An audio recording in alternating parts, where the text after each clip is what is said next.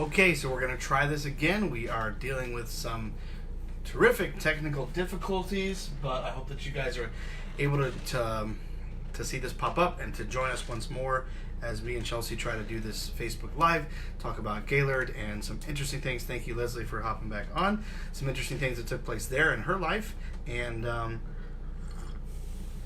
just how growing up in the IFB, in a specific IFB church, can really do damage to you as a child. We're not here just to complain. We're here to offer solutions and help you guys. Hey, Ruthie, thanks for hopping back on. I appreciate it. But yeah, we're going to try this out. We will see how this goes. And if all you're going to be able to do is hear Chelsea, I'm sorry, but that is what we may end up with. Kathy and Ruthie, thank you both for joining. Chelsea, I'm going to try to add you right now. And we will see what happens this time on my end. I see Chelsea there. I don't see Chelsea here because Facebook sucks. All right. Thank you for joining, Doreen. I'm really sorry, guys. I don't know. Well, maybe it'll show up. I'm back. And I'm trying to watch here. Yeah, I'm seeing the interruption where I'm trying to add you because this is delayed as opposed to the actual live. Yeah, now it's completely frozen. I'm frozen pulling out my shirt. That's always a good move. Oh, you're there. You're there. She's there. Yay, it works. Thank you, Mr. Steve Jobs, for finally coming through. All right, cool. So I'm glad we got it all figured out. Actually, we got so maybe that helped. Say that again? I turned off my laptop, so maybe that helped a little bit. Maybe, yeah, that could have been the interruption. I don't know. Either way, we're here. We're live. We're all here. Ashley, thank you for joining us as well. I try to thank you guys as I see you join, but I mean, I get to everyone. Cool. So, Chelsea, we are going to talk about Gaylord. We're going to talk about all the craziness that happened there, and it's still happening, I'm sure. There's a lot to talk about, so we will be as brief as we can, but we're going to cover a lot of ground. The first thing I always like to kind of, if I'm able to, start out the episode with kind of your upbringing or your background. So were you, and I've read your story and we've talked about this a little bit, but were you born into the independent fundamental Baptist movement, or were you sort of converted at a later date? No, definitely not born into it. I was born into Okay. a very normal family. Oh, nice. Yeah. What's that like? Tell me. Well, I didn't appreciate it until about 8th grade when I got thrust into the IFB. But it was Right. great looking back. But yeah, I didn't get introduced to the IFB until I was in about 8th grade. I think I was 13 at the time, maybe 7th grade. But before that, completely normal, like not sheltered. I was involved Gotcha. in school activities and I wore pants and I was like a normal human. Right. Always cool. Yeah. So like all my neighbors and a lot of my friends growing up. Mm-hmm. So you kind of had that base or that grounding initially in your life of a sense of normalcy, as opposed to, I mean, everything's weird, life is weird, but like a sense of normalcy removed from the IFB, from the Independent Fundamental Baptist movement. And then how were you introduced to the movement? How did that come about? So we started having like a lot of struggles when I got older.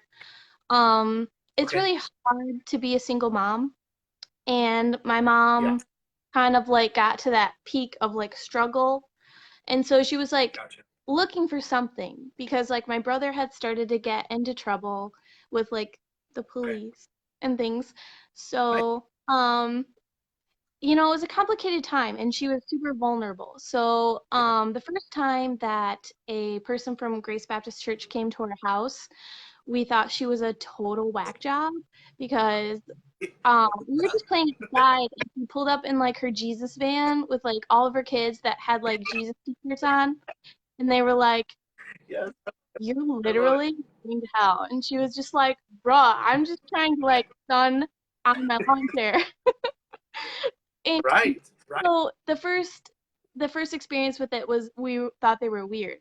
And then I think like a coworker or something went to Grace Baptist, and so she got like the impression that because of that coworker that they weren't weird. It was just that one person that was weird.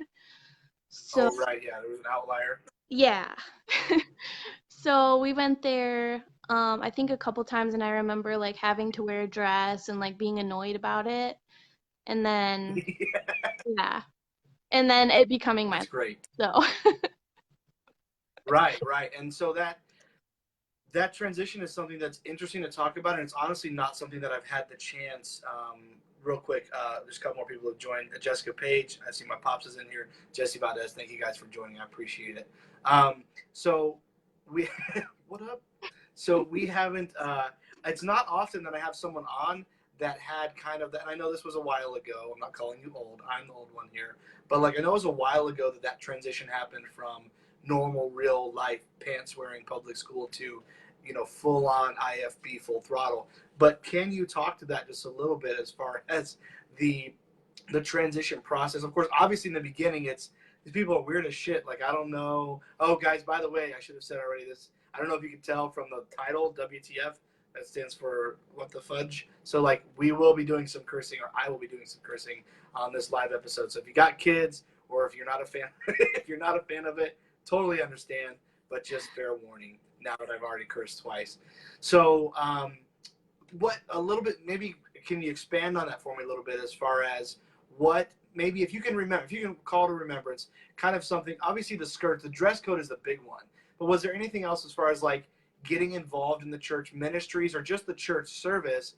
Did you have church experience before that? Were you involved in church at all, or is this your very first church experience? yeah. Okay, okay.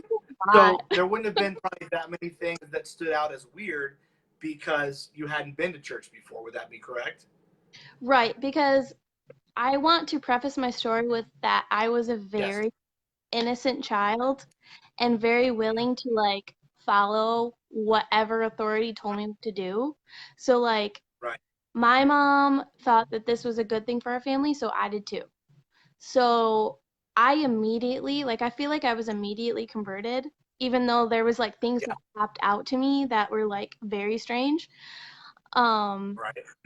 I remember going into the Christian school and like immediately feeling like I was a bad person because I didn't know like the Bible Right. stories that the other kids knew. And like I I don't know, I had heard of sex before. Like I felt Right. that Yeah, I you're was not like allowed. impure. That's And, that's not a thing for them. yeah, yeah, like when I was in Yeah. seventh So grade, like, like my friends were already like starting to experiment. I wasn't because I was very innocent, but correct. like I've already been like exposed to things. So Yeah. when I went to the Christian school, like I Gotcha. already felt like I was like below the standard of like what they deemed appropriate. So like Sure. I already started out as like bottom tier. Right. Yeah. That sucks. Yeah. um. So let me ask you this. So bottom tier, that makes total sense. I get that. Would you say that it was students and faculty alike that caused that pressure or that feeling in you, or was it kind of one or the other, or it was just a general No. experience of feeling like I don't belong here? Yeah, it was both because like I Okay. my mom went to church, but I rode the bus because I thought it was fun. So I like immediately was Yeah. labeled bus kid. Oh So God, here we go. yeah, I was like in this weird like purgatory of like being a core kid and like a bus kid. And like back then it was like Hiles was That is still odd. alive and it was Yeah. like if you didn't go to Hiles Anderson College, like you already were like below the standard. So my Right. mom obviously was a single mom. Like she didn't go to Hiles Right. Anderson. I already knew that Mhm. and that like Right. separated me from the crowd. Um but yeah, so I was like in this weird like purgatory of like bus kid and church kid. And I remember like Yeah. one this one boy liked me and he was like from a nuclear family from like in the church. And Right. he liked me, but his friends told him not to because I was a bus kid. And so one of like the Right. church girls had to like corner me in the bathroom and be like, he can't like you. I'm sorry. Like you're a bus Yeah. girl. Yep. Yeah. So yeah, I already Disrespecting. put it out there as like the outcast. But I was very Yeah. innocent. Like I And wanted that's to follow through and I wanted to be a part of it, but I just wasn't born into right. it. So it was never going to happen for me. Nope. No, and like you said, there's or like I said, there's that pecking order. You're a bus kid. You're not one of the church kids that has an established family in the church. Even though you guys were probably giving just as much as anyone else, whether it was time or money, you guys were very active. You know, from what I understand from your story, it was an all in thing from the get go. It wasn't like a, and that's how generally with cults in general, generally in general. Let's say that one more time. Like as it goes with those, like that's how it tends to happen. You tend, especially if you're coming from a complete outsider status, and there's a lot of reasons for that. But if you're coming from that complete outsider status, it's pretty common to go all in. I've had many. I wasn't good at bringing people to church. I was an assistant pastor for a little while, and I don't think I brought. I was an assistant pastor for 2 years. I don't think I brought a single visitor that entire time. I tried, but I wasn't good at it. But when you get someone who's full on outside of your movement and you get them to come in, they generally tend to commit to everything right off the bat. And I'm not making fun, obviously, but like that's just how it works. Mm. That's how cults work. They someone who's and not to be diminishing of your mother, but like at a low point in their life, and they're looking for something, and they offer them that new beginning, feeling that fresh start without having to, buy a new house or a new car or get a new job. Just come and be involved, and you get a fresh start. Like that sounds amazing, Yeah. and until you get really involved. Mhm. Yeah, definitely. That's how she viewed it. Like, Um, yeah. what was, and I know that you kind of already touched on this briefly, but if you can come back to that first meeting at your mom's apartment, I think you said you were 11 years old, if I recall that correctly. And what the church lady, what was the phrase that she had said to your mom, if you'd mind sharing that, and why did she say it? She said that I'm pretty sure she straight up said, like, you're going to hell. You're going to hell, and your children are going to hell if you don't change your Yeah, lifestyle and you don't bring them to this specific church.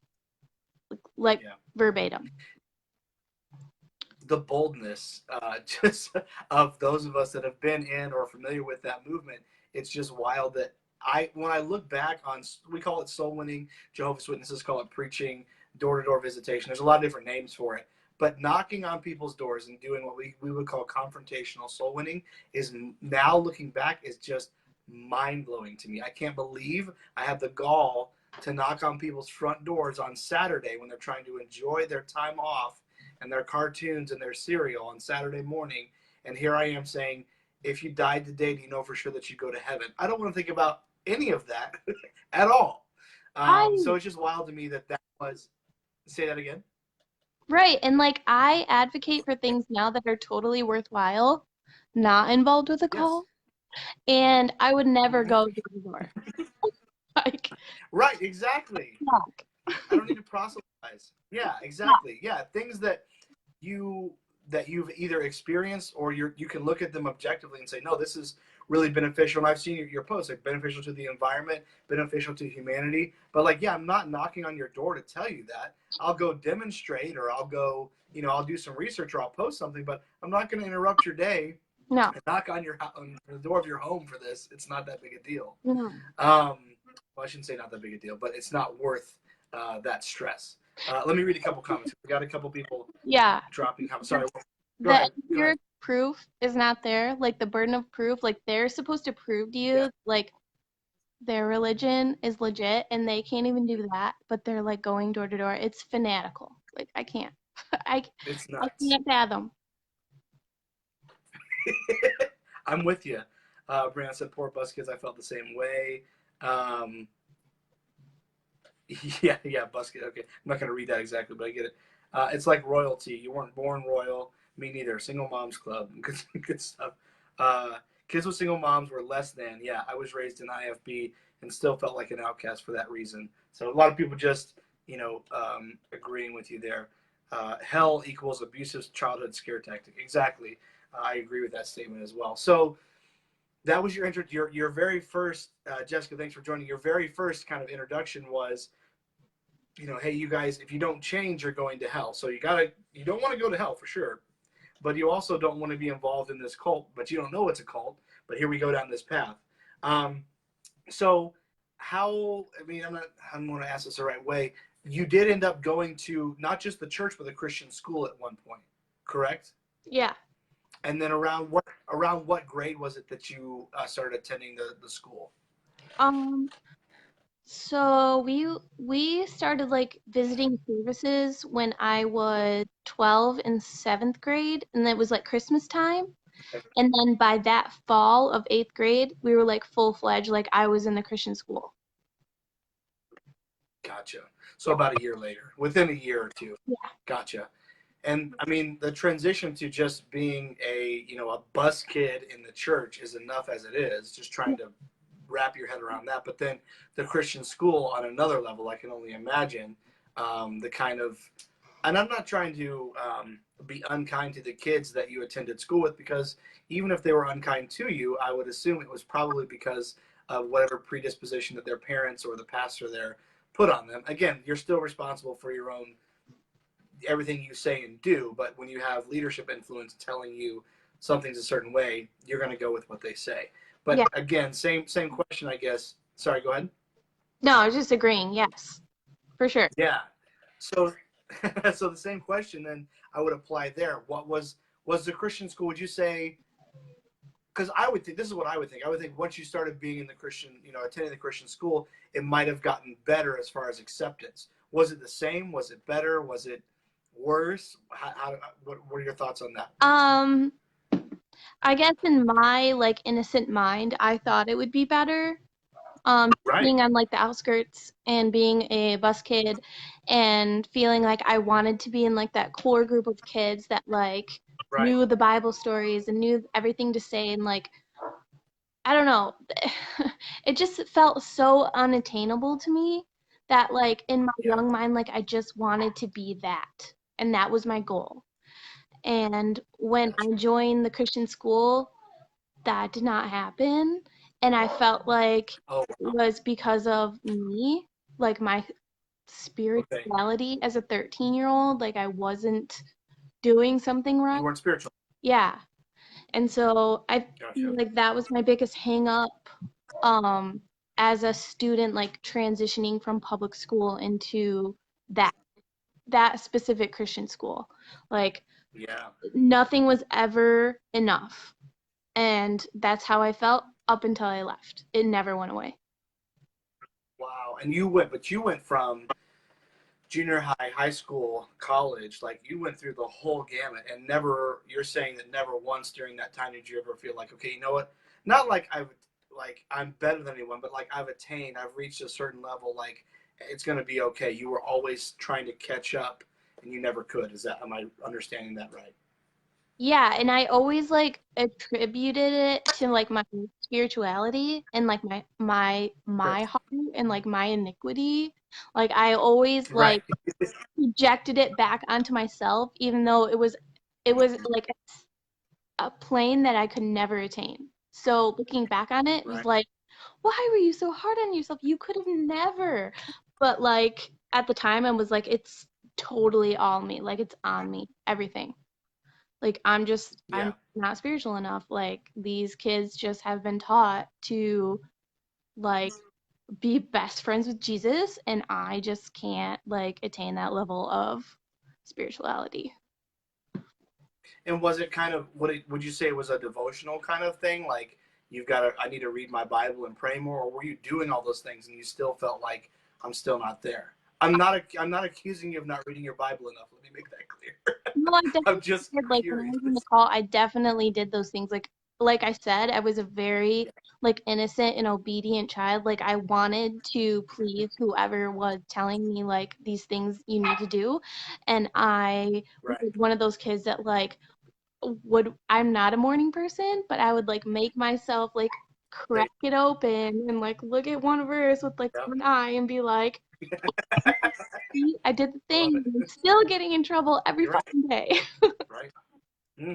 Yes, and I feel you. I mean, again, I know our background, our upbringing is not the same as far as I was born into it, and I was a pastor's kid from a young age, but I can still, and I honestly, I think, from my perspective, more from a entitled perspective inside of the cult, it was more of I honestly didn't. I had the a similar like uh, mindset of like I'm never going to be good enough, but at Mm-hmm. the same time I didn't really care that much as I should have, I guess. It wasn't really accelerated for me until college when I realized like, oh, I really need to get my shit together for Jesus.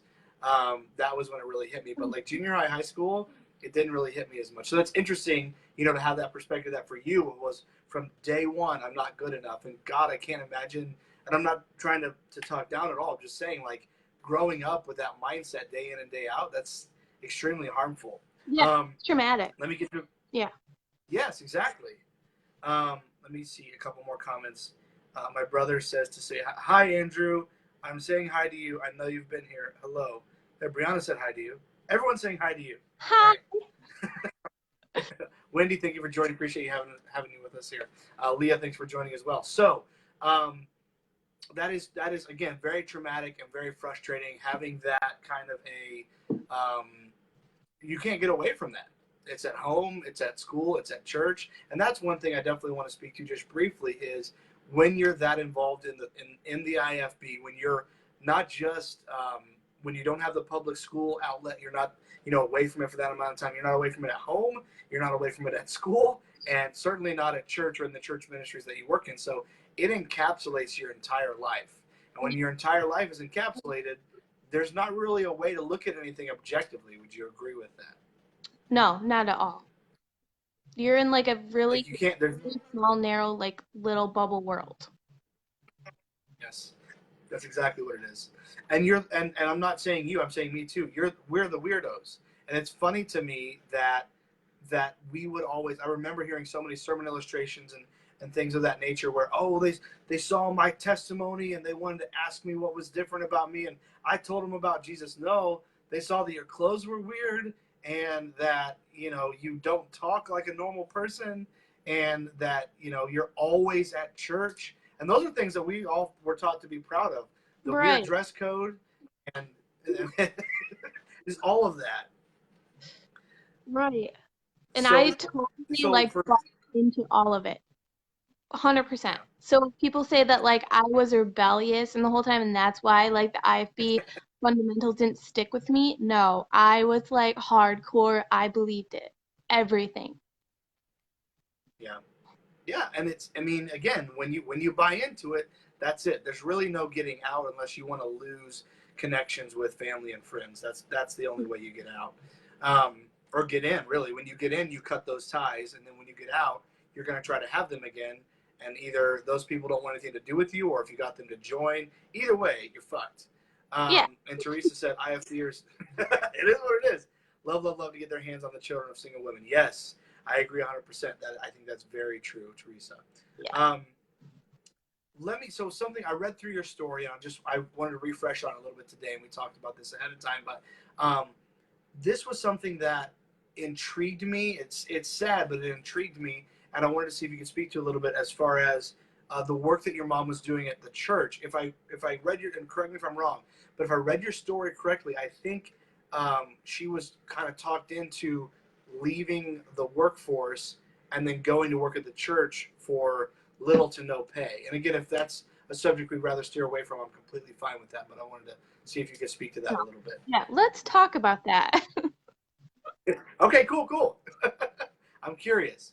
So what was the mechanism that was kind of like, and again, I know this was a while ago, but was there a moment or is there a memory of, and again, you probably didn't question it. Maybe you did, but I doubt you questioned her doing that at the time. Did you question it or didn't you? And what did you think about that? I mean, now I want to hear what you think about it now, but can you remember what you thought about that then? Yeah. Now that I think about it, it's like I'd rather not Yeah. starve because I love food. But back then, so my mom worked like a full-time job. She always had worked.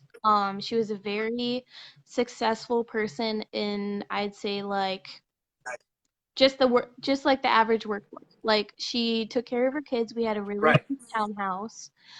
We all had our own Nice. bedroom, like decorated however we wanted it. And all of a sudden, my mom got involved in religion. So immediately, like the dominoes started to fall. Like we got Yeah. evicted. We had to go move to a Oh my God. crackhead trailer park that's bulldozed now because it's such a fucking eyesore, and it's probably not even like up to code. And so that's where like the bus started picking us up. So like that's where they think we came from. But it's That's like, the bus kid. Yeah, yeah, yeah. I yeah, got you now. like, no, like the church put us there like within like a month. Jeez. Wow, that's quick. Yeah. So Wow. we got evicted from our house. I remember I was like totally involved with school, and then all of a sudden my mom was like, I found like this really good Christian school that we're gonna put you in. We're gonna meet with the principal, and then we're gonna like go ahead with this. So she bought me like a bunch of skirts from Kmart and a bunch of dresses. And I was just like, um, Sorry. So sorry. yeah, I was like at What is that this?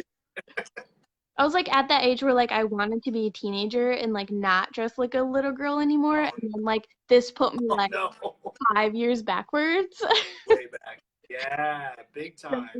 my mom bought me a dress Oh, for school camp, and then I remember like I it was like that summer we moved into the trailer park, and she was a yep. beautician and she worked at like a beauty salon, and then Okay. they wouldn't like allow her to not work on Sundays or something like that, and she was like, well, I need to Right. honor God.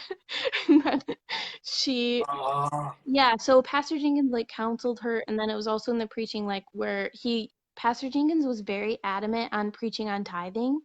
So it'd be like, oh yes. Well, he wants his money. yeah, exactly. And so he like preached back then a lot about like back tithing, and like if you had lived like Oh this, yes. Oh no. yeah, this life of sin, like you had to pay like whatever, like 25% of like whatever that. Oh, so it's like reparation for sinning? Yes.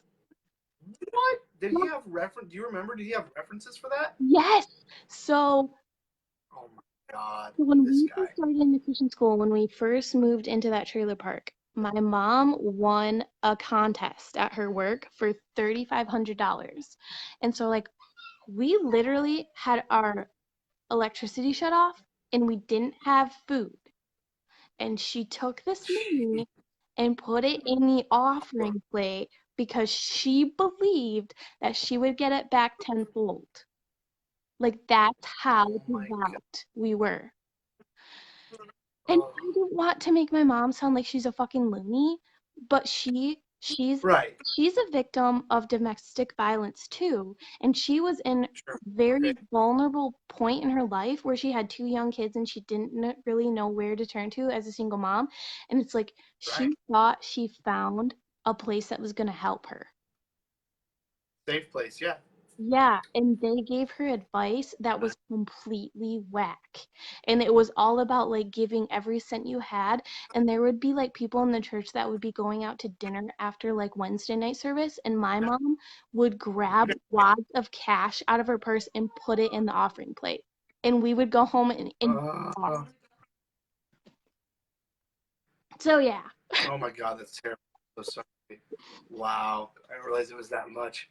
That's wild. Hmm. But again, that goes to show, like we were talking about earlier, and like I've talked about in the podcast before, like it goes to show that level of manipulation from the leadership on down. Yeah. Because you look at, like you said, other people were going out to dinner. Well, look at Jon Jenkins' cars. Look at how his kids dressed. Look at his, I don't know, cars, trucks, whatever he had. Like, and I'm not trying to focus on him too much, but I'm just saying, like, he's the leader of this whole shebang, and he's the one that's telling us we got to do back tithe and make sure that you know give all your alms, however you want to say it. But like that guy is living high on the hog. He still is, by the way. And here we are on the bottom level. You know, and I say we, my dad was a pastor, but not like Jon Jenkins was. And just, you know, giving everything, money, time, everything to that church. And I don't understand the thing that's wild to me. I don't know if anyone in here, and I'm going to maybe talk about it a little bit tomorrow, but I don't know if anyone, if you, Chelsea, or anyone else has watched Righteous Gemstones, but it's a fun show, and it puts in perspective this prosperity gospel. And people know that I have a thing. I like Joel Osteen. I like the guy. He makes me feel good about myself. But guys like Jenkins and probably Joel Osteen and many others who have just hella wealth, and they give zero fucks about the people that they're fucking over. All they care about is themselves. But yet they stand up on Sunday and preach unselfishness and you got to take care of God. But if you're going to take care of God and God's not here physically, you got to take care of the man of God. So you better take care of me. Like, you're an asshole. Like, there's no two ways about it. Oh, that makes me angry. Yeah. Um, So my mom worked, like I said, a full-time job, and yes. it was basically like immediately after we got into the cult, like she's very impressionable like I am. Like I said, I was innocent and like I Sure. wanted to please, like, yeah, she got counseling and through the preaching from Pastor Jenkins that like you needed to at least tithe on your time, which means there's 24 hours in a day. You need to tithe at least 10% of that a Oh, day. okay. Yeah, 2.4 hours for church. Yes. right. So she quit her job, her literal source of income, God. and we delivered papers to like feed ourselves, but the rest of it went to the ministries that she worked for, the 5 ministries. Like my mom was never home. And like we went to the Christian Five school, we ministries. would like, yeah, we would What like ministries are drive. those? How did they have what sorry, do you remember what ministries those were? Did we have like Yeah. prison ministry and shit, or what was that? She did like the RU, which was like for addiction, like whatever. She was Oh, never I'm aware of that. anything, but like that's like where she had to go because she was like lower. She Yeah. did like the prison ministry. She did Day Spring Ambassadors. She cleaned the church full time. She's the person in charge of Oh my cleaning like God. the church. And then Everything, yeah. there was other stuff. I don't remember, but um That's enough right there. yeah, That's more than 2 hours, 40 and it's minutes, I'm like telling you we right now. weren't doing homework at the church while she was doing her ministries. We were at home by ourselves. And like we would have to ride like the public transportation home and then ride to school, which is already embarrassing because like all the church kids got to ride in their like parents' fucking Escalades and whatever the shit they had that the church paid Mhm. for, and like we had to ride like the 1-800 taxi to church or Oh to my school. God. So that already like put us way under the bar, and it was like you could never be enough, no matter like what your talents were, if you're smart, if you're intelligent, like Right. yeah, Well, I look at that. What I try to do, especially when I look at, because these IFB churches, these are businesses. These aren't churches. These are businesses that are profiting. And this is my opinion. You don't got to agree with that. That's fine. But these are businesses that are profiting heavily off of the people in the lower rungs. Me and my mom compare them to a multi-level marketing scam, which is exactly what I think they are. But mhm, you look at the disparity between the people that are actually on the ground doing all the work and how not just but again, like I said, look at it from a corporate standpoint. If I'm running a business and I'm really profiting and I'm doing well, I want the people beneath me to do well, or at least feel like they're worthy. So you're not going to ride on public transportation. I want to make sure that you guys have a car or whatever. Like we come pick you up because your mom's cleaning the church and she's running RU basically or whatever it is, and you guys are super involved and you give so much. We need to give back to the people that are giving. It needs to be symbiotic. If you're giving up, it needs to come down as well. And that just doesn't happen. It all goes up and you're left with shit.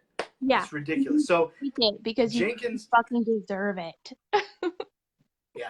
Yeah, exactly. Exactly. Because you're so humble is what they like to make you feel like, oh, such a humble worker for the Lord. Like, no, you're not humble. You are stressed as fuck and you're being manipulated to think that you're less of a human when in reality we're all the same, made out of the same shit. Yeah, Um, so So Jenkins got your mom to quit her job, and after she won the contest, because won that money, so he got his 3,500 from the contest. Then got her to quit her job, mm, and then got her to not only quit her job and get whatever income she was there. Now she has no income, and you guys are doing paper routes so you can have food, and you guys basically live at the church, yeah, right? Or at least your mom does. definitely. Yep. Sheesh. So that's wild. But that again, this isn't to disparage your mom at all. It's just saying that's the level of manipulation that we're dealing with, where you can take someone's world and turn it upside down and say, this is what the Lord wants. If there is a God, and I'm not here to have that argument with anyone right now, but if there is a God, there's no way that's what he wants. It's just No, not possible. I don't get that. I don't think no. anyone should get that. So he got your mom to work for him. Looking at my notes here, got your mom to work for free, got her to quit her job, that's a double whammy right there. One thing to get her to quit her job, another thing to get her to come over here to the church and work for free nonstop. Um, and then, as far as the atmosphere, like you said, you were very much an outcast, although you and your family were giving so much of your time and your income to the church. Again, I get it because I've seen it happen before, but that is just not, I don't know. It doesn't add up. I understand it, but it still doesn't add up. And then reading through your story, you said your first exposure to what was going on there at Grace was, I think, in high school, and a friend of yours, and yeah, we want to be discreet, and we're not trying to mention names that shouldn't be mentioned. And the last thing we'd ever want to do, and I've told this to everyone that I've spoken to that has anything going on or anything in court, we don't want to interfere with anything that's legal, and we're not going to do that tonight.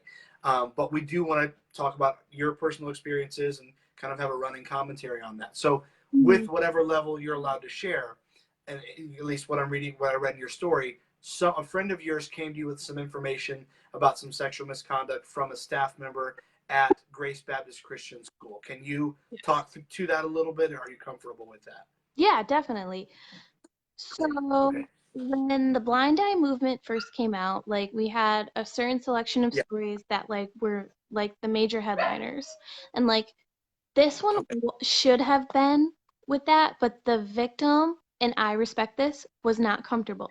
And she never came forward. So Of course. they people really didn't get to hear like this dark side of Grace Baptist Church. Mhm. Because most of the situations like a lot of people had known about, but like they didn't bring it to authority because they thought authority was handling it, even though they saw it with Right. their own eyes. So Right. yeah, this one was with a bus girl. So Yep. we're gonna say that because you have to understand the atmosphere that this was in. Like this girl was not a first priority in like, Well, legal when matters of you the church. say that, immediately my first thought is, and this is, I'm not talking about this girl this way. I'm just saying this is how leadership looks at someone who's a bus kid. That Yeah. limits your liabilities intensely, because a lot of times if you're a bus kid, and I don't mean to be derogatory using that phrase, but we all are familiar with it. I think most of the 23 of us in here know what that means. Generally, the parents aren't really that involved with the child or the church. That bus kid is, the church is used for daycare service. So I'm not saying that was the case with this person, but that is generally the case. And so, if a staff member is preying on someone who is a bus kid, they're doing it for a reason. Right. So this girl was a bus girl, and she came to the bus girl ministries at first, and then she started attending the Christian school, which think, I don't know if her parents paid for it or she got it like through a scholarship through the church. I don't know. Um, Gotcha. I think I just had started ninth grade, and she was over at my house for a sleepover, and she was like, "Do you know this man, this like bus leader in the church?" And I was like, "Yeah." And she was like, "Well, I spent the night at his house one night, and he started feeling my leg." And like, I was like, "Oh my God," because like obviously we're taught like men and women should never like not even, Touch, yes, that's not a thing. yeah. So and like No, it's very accurate. Very. That's probably and that's probably an exact example from a sermon illustration. yeah, Yes, you're right. That's what we're and like talking. not even that, but this guy was married. And so like my innocent To mind rat it was up. like, no, he did not. And Right. she's It's like, no, impossible. like he felt at my leg. And then like she started going on and on about how like they would go bus calling together and like stuff would happen in the van. Oh And my she was god. only 1 year older than me, and this man was like a grown man with children, like that was married. Uh, And like my brain to not even know what to do with this yeah. information, because like I had Yeah. already started to be brainwashed that Yeah. like, she obviously had been asking for it, one, or like Right. And the man of God can do no wrong. right, or there was like the sin in her life that she like wasn't taking care of. It was like so crazy. So Yeah. I didn't know what to do with that information. I Yeah, for sure. yeah, I might have told my mom, and that's maybe like as far as it went. And she was probably like, Probably. oh my God, like, but she didn't know what to do because she was in this hierarchy where she was friends Right. with this woman that was like right under Debbie Jenkins that would like take the gossip to my Okay. mom. And so like that's how I felt. Oh, But at the same time, like wow. yeah, my mom had to be at like this higher standard because she was friends with this woman. So like Sure. my mom wasn't gonna like set up this atomic bomb of like information. Oh, no. Yeah, so Exactly.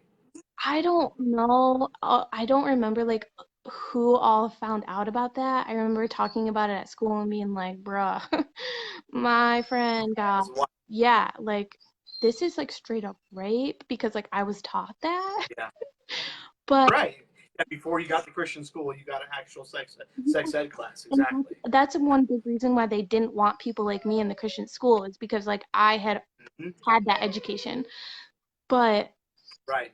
I remember nothing happened for a while, and then all of a sudden that girl got expelled.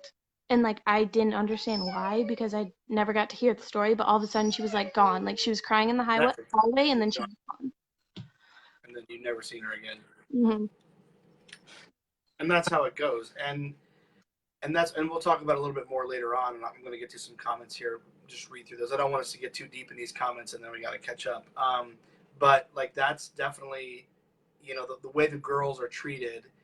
They're the and I want to use the term sparingly, but they're the victims here, and guys too. I know that you have a story, in your story within it. There's a story about a mutual friend of ours, something that happened to him as well. But Yeah.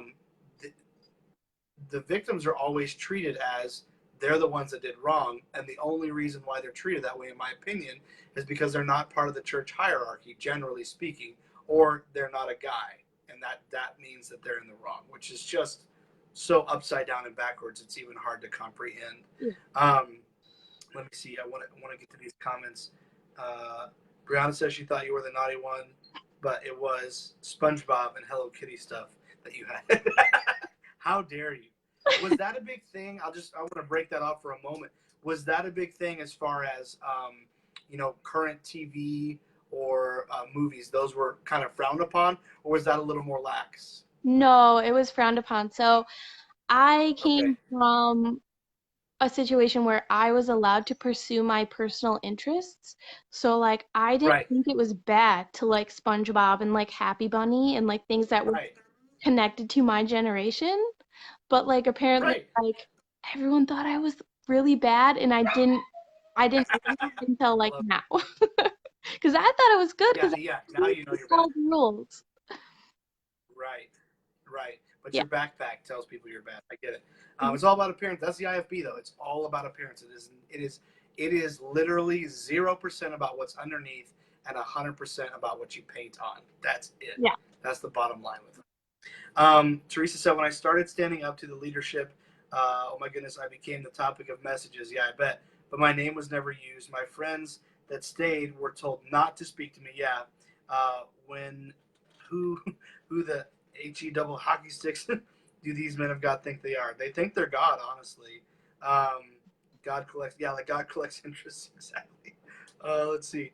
Um, I was coming out of an abusive marriage too.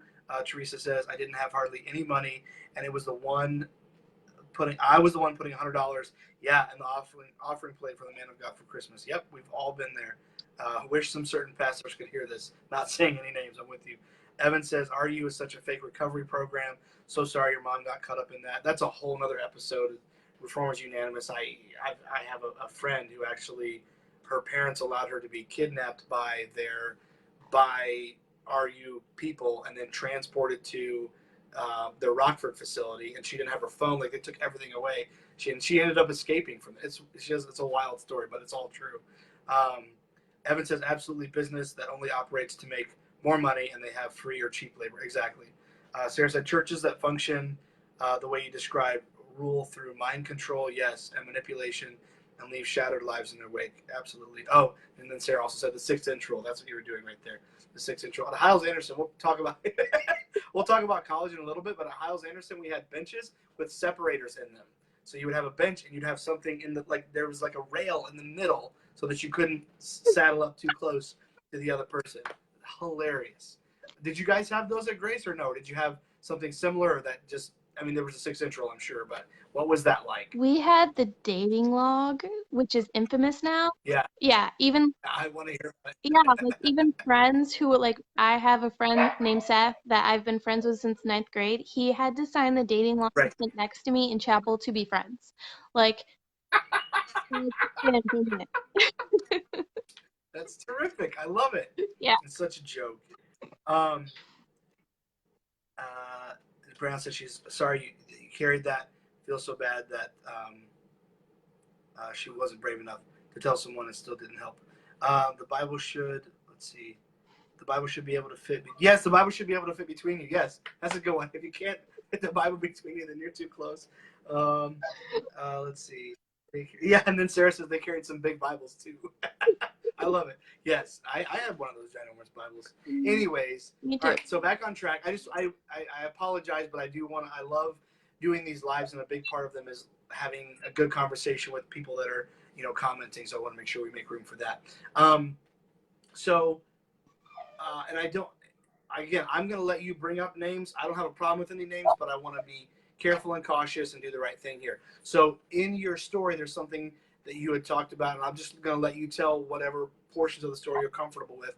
Something about a math class, and if I remember the story right, the teacher would, ka-chow, would throw, would get up right up on the board, some problems or whatever, and then literally walk. I don't know if it was out of the room or just to the back of the room.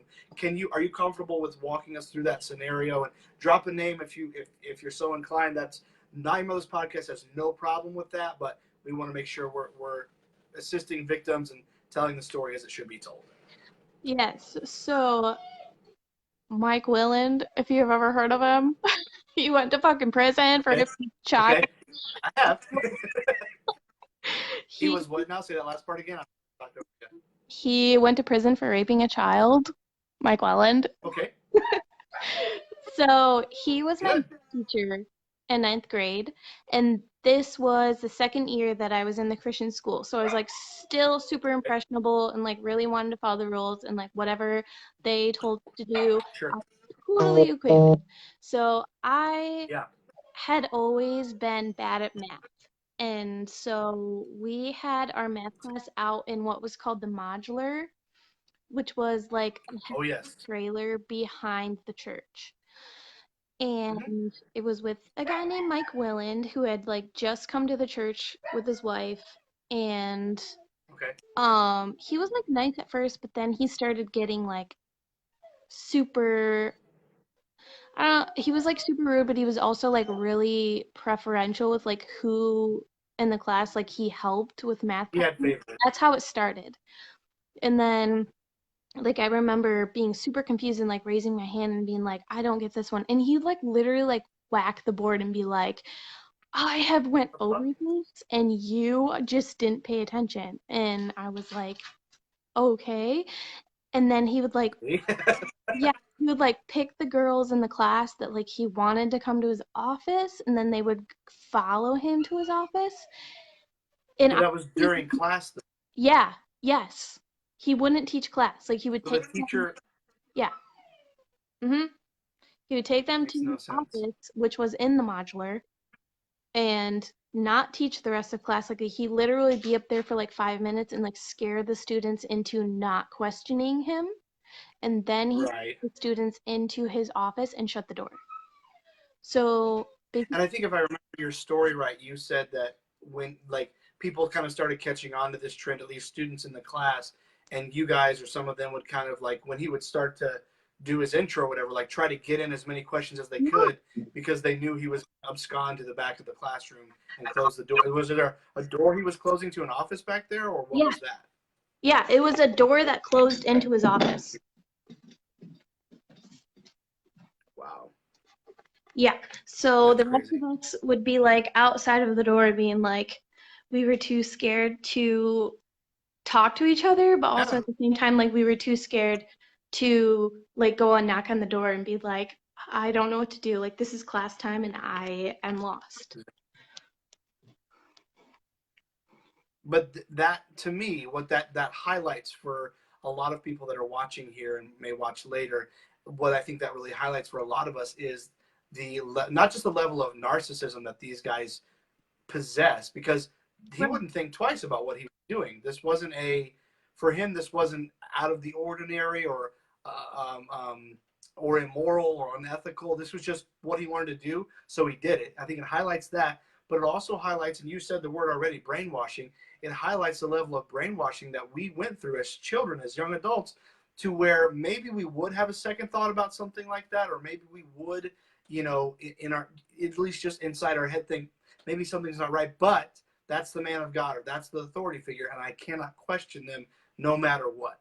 And that's how so many of these atrocities in the IFB and in other cults and in the world over occur, because we have this level of, we've put these people on this pedestal, and you could say to our own fault, but again, it wasn't our idea. We didn't come into this thinking, oh well, this is a perfect person. We were told they were a perfect person, and we had to leave them alone. Right. And it wasn't like we would go home and like tell our parents about this, because they taught us No, that they were the authority at school. And like if you right. got in trouble there, you'd get in trouble at home too. So it's like Yeah, I kind of like talked to my mom about it, but it wasn't like to the extent that it you got to really be should vague. have been. Mm-hmm. And you're going to get, and this is, excuse me, this isn't to be saying anything unkind to my parents, your mom, any parents that were involved, but you were under the impression, whether it was true or not, that if you brought this kind of stuff up, these indiscretions at school, at church, wherever, you're under the impression that if you brought that up at home, you're going to get in trouble at home. Then that's going to get taken to this teacher, this pastor, this youth pastor, whoever, and you're going to get in trouble there too. So you're going to get double penalized for literally for speaking your mind. Yes, exactly. Which is unreal and unacceptable. So that was math class. And Yeah. that guy, like you said, ended up, now he's serving time, I believe, in prison because he's a rapist. Yeah. Just, again, and there's not, and I've had guests on before, we've talked about like, well, how couldn't you see it or whatever, but we saw it, we just can't, or you saw it, but what are you going to do about it? What are you going to say? Yeah. There's nothing. Your hands are tied. Yeah. I was like, So let me get to a couple more comments. Daniel Rock said Jon Jenkins flipped his lid when Jennifer and I took off to elope. Yeah, that'll do it. Called my phone and threatened to discipline me out of the church. Is that a phrase that I'm just not understanding? Chelsea, discipline me out of the church, or is it, I just need to ask him to rephrase that? No, Pastor Jenkins like always bragged about his history of like disciplining people, which he would never mention, Okay, but he would give details where like we would know exactly who it was because he still attended the church. of course. Like, yeah, Yeah. he thought he was like Jack Hyles on his throne, like screaming at people and like getting them like to repent. That's wild. Yeah. Oh, he's okay. Larissa said he's out. He's done his time, I guess. Mr. Willen has done his time. He's out. Jeez, that's wild. Steve Ox, Cindy Dutton, thank you guys for joining. Leslie, can you talk about? Yes, we can, Leslie. We will talk about that person. We'll get to that. I'm not going to forget that. Ruthie said, because having a teacher in a separate closed-off building with primarily female students is a good idea. I mean, common sense. That's not a smart option. Yeah, exactly. Okay, and Daniel Rock just rephrased for me to help me understand. He's saying discipline him out of the church, meaning revoke his church membership because he eloped. And probably, Daniel, I don't know you, but I would assume probably the only reason Daniel eloped in the first place was most likely because they weren't welcome to get married in the church. So it's the church's fault anyway. So fuck you. Not you, Daniel. The church. Ruthie said he spent 3 years out of 5. He's been out since 2009. Wow. That's awful. Okay. So moving on.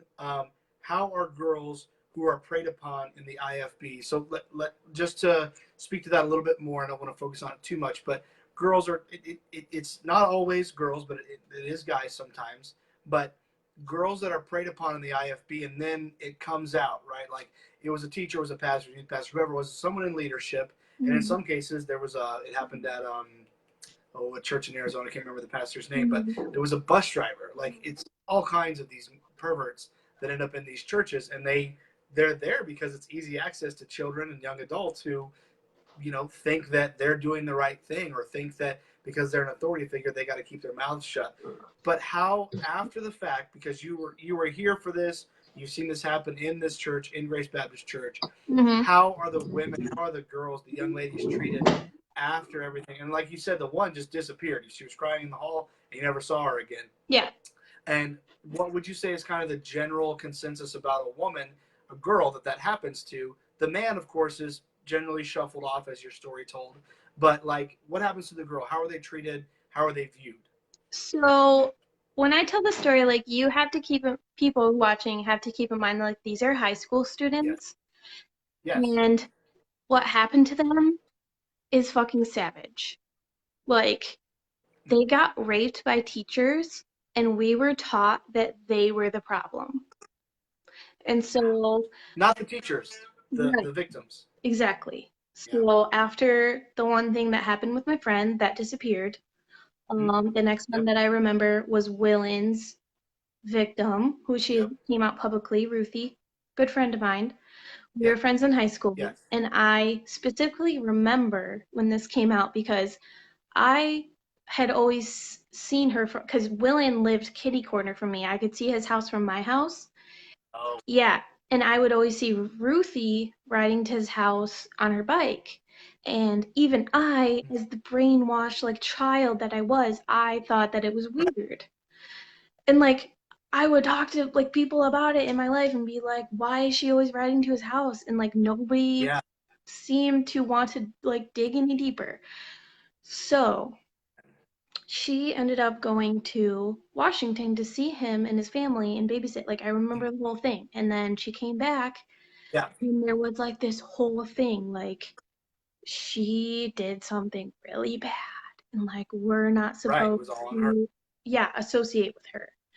And it was like this Right. big huge freaking scandal.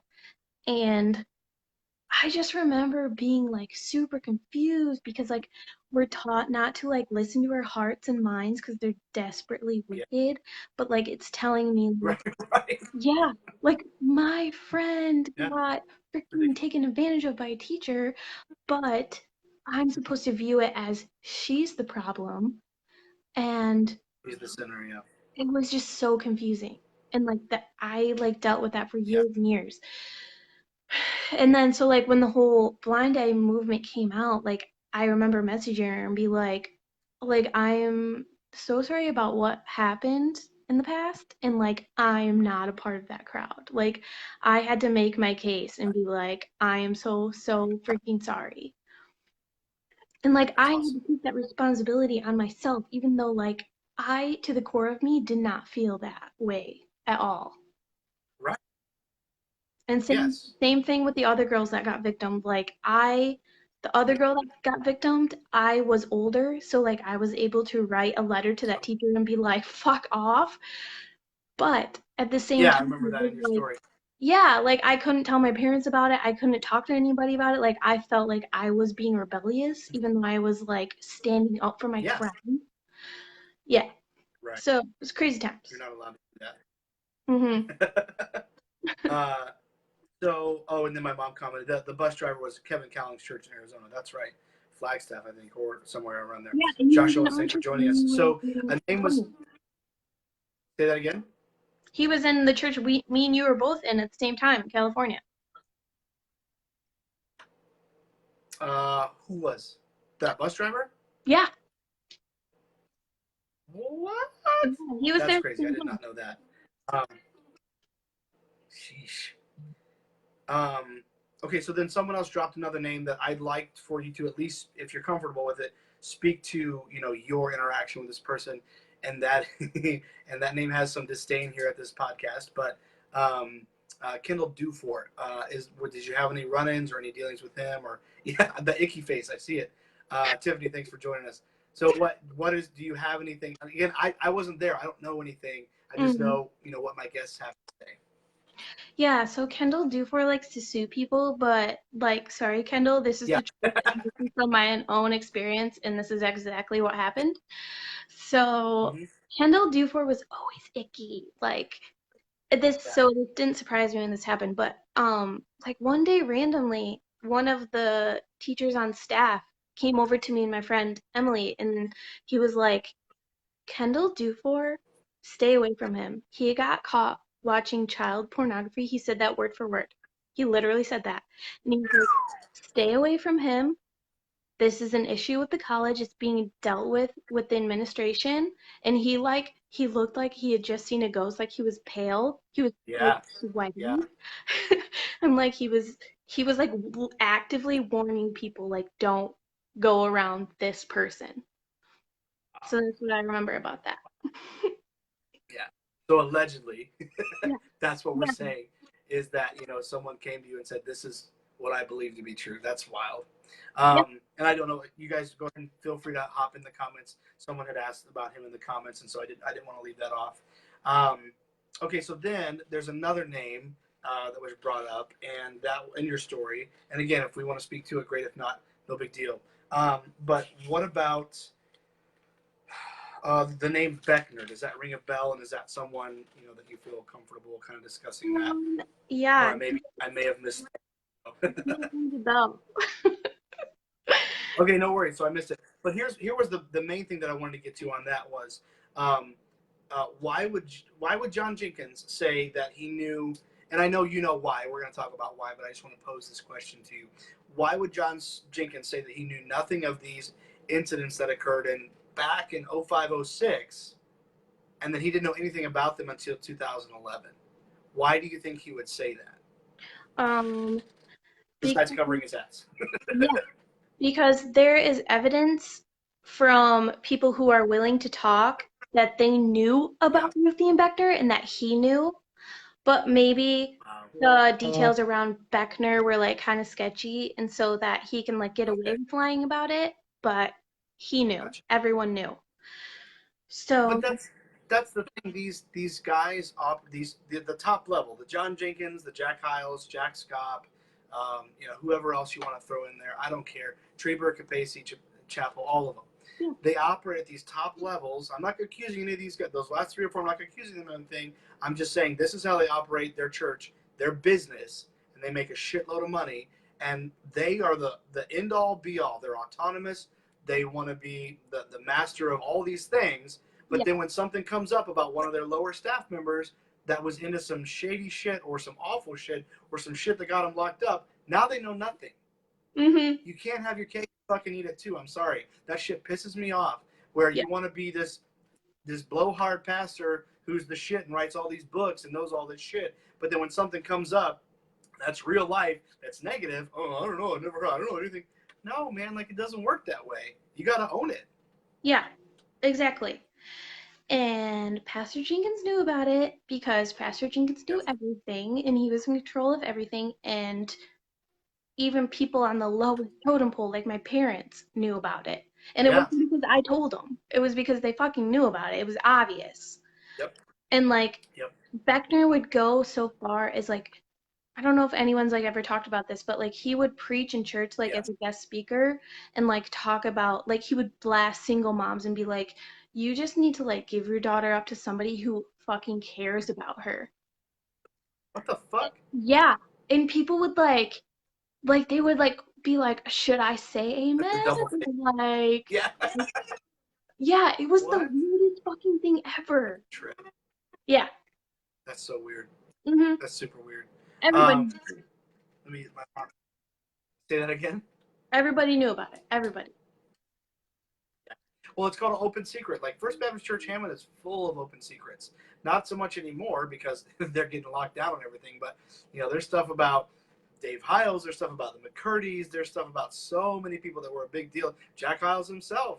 The Yeah. man got called out on television, and they said the report. I don't remember it exactly, but the reporter said, "What do you think about this man who says that you're having an affair with his wife? Any man that would let another man have an affair with his wife is a sissy."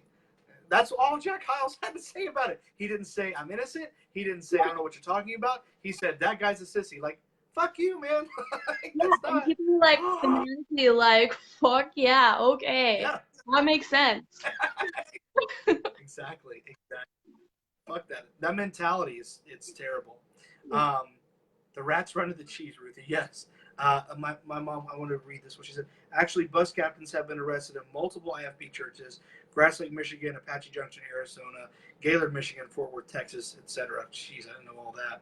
Um, uh, yes, Ashley, the yelling and arguing was their way of hiding all the secrets. 100%. Teresa said, like leadership at Hiles, Golden State, and West Coast.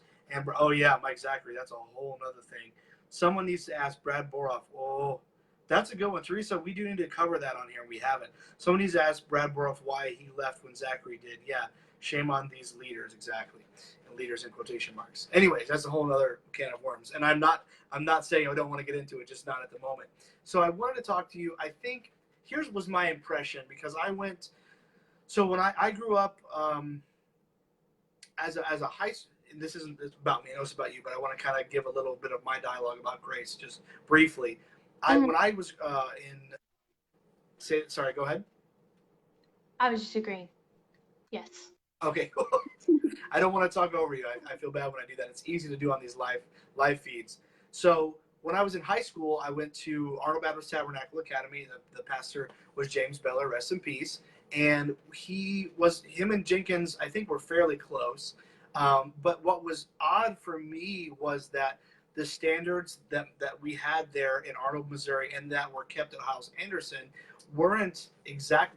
The church, Grace Baptist and First Baptist Hammond, are very similar in their manipulation and their leadership, but like there was a different. Jenkins had more of like this country laid back vibe. That's how I mean, I know that's not probably how you felt, but No. like that was the vibe that I got. Like the stuff they could get away with the music was a lot different than what we could at Hiles Anderson. Like my tour CD and Dave Mann's tour CD were two completely different things.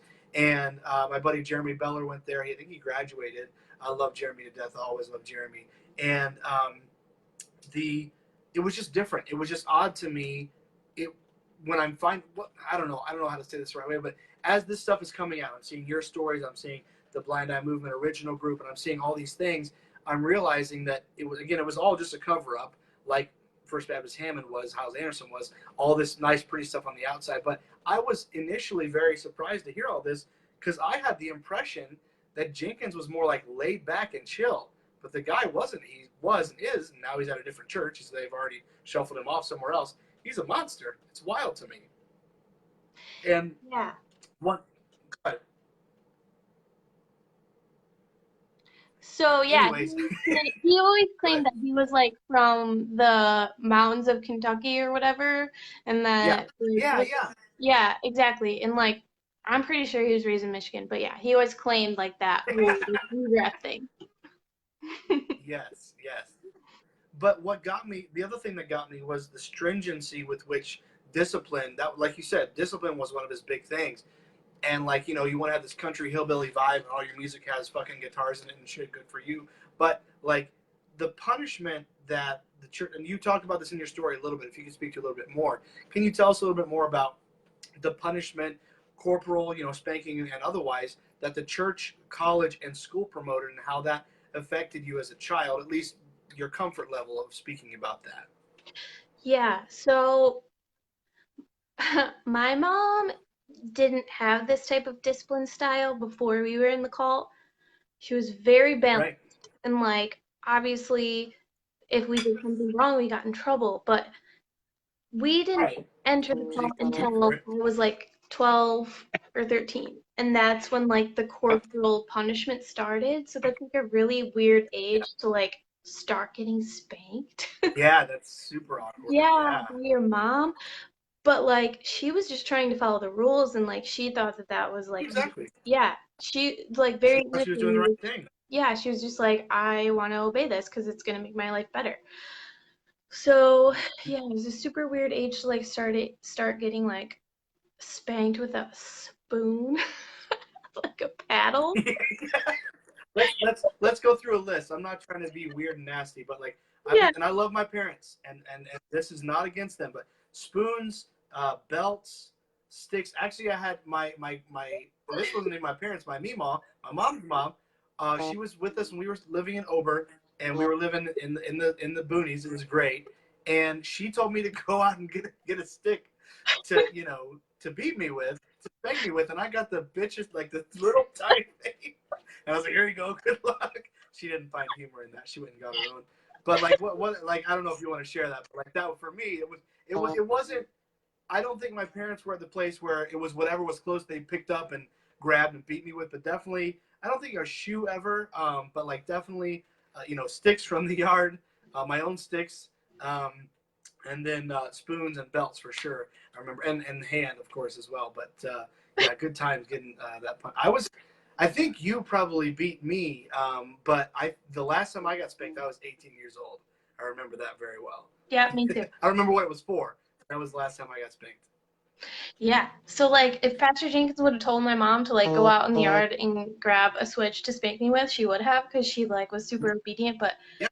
that's when like corporal punishment started becoming like my reality. I don't want to say every day, but it was like often. Sure. Consistent. Yeah. Yeah. And so like my mom got married when I was like 16 years old. And so I had like a stepdad come into the picture where he was in the cult too and he thought that was right. Oh, And so he started spanking me and that was super weird to deal with. that's super fucked up. That's Yeah. super fucked up. And he's the one who took over the corporal punishment after they got married. Oh, So like when damn. all the way up until I was 18, that's who like dealt with me.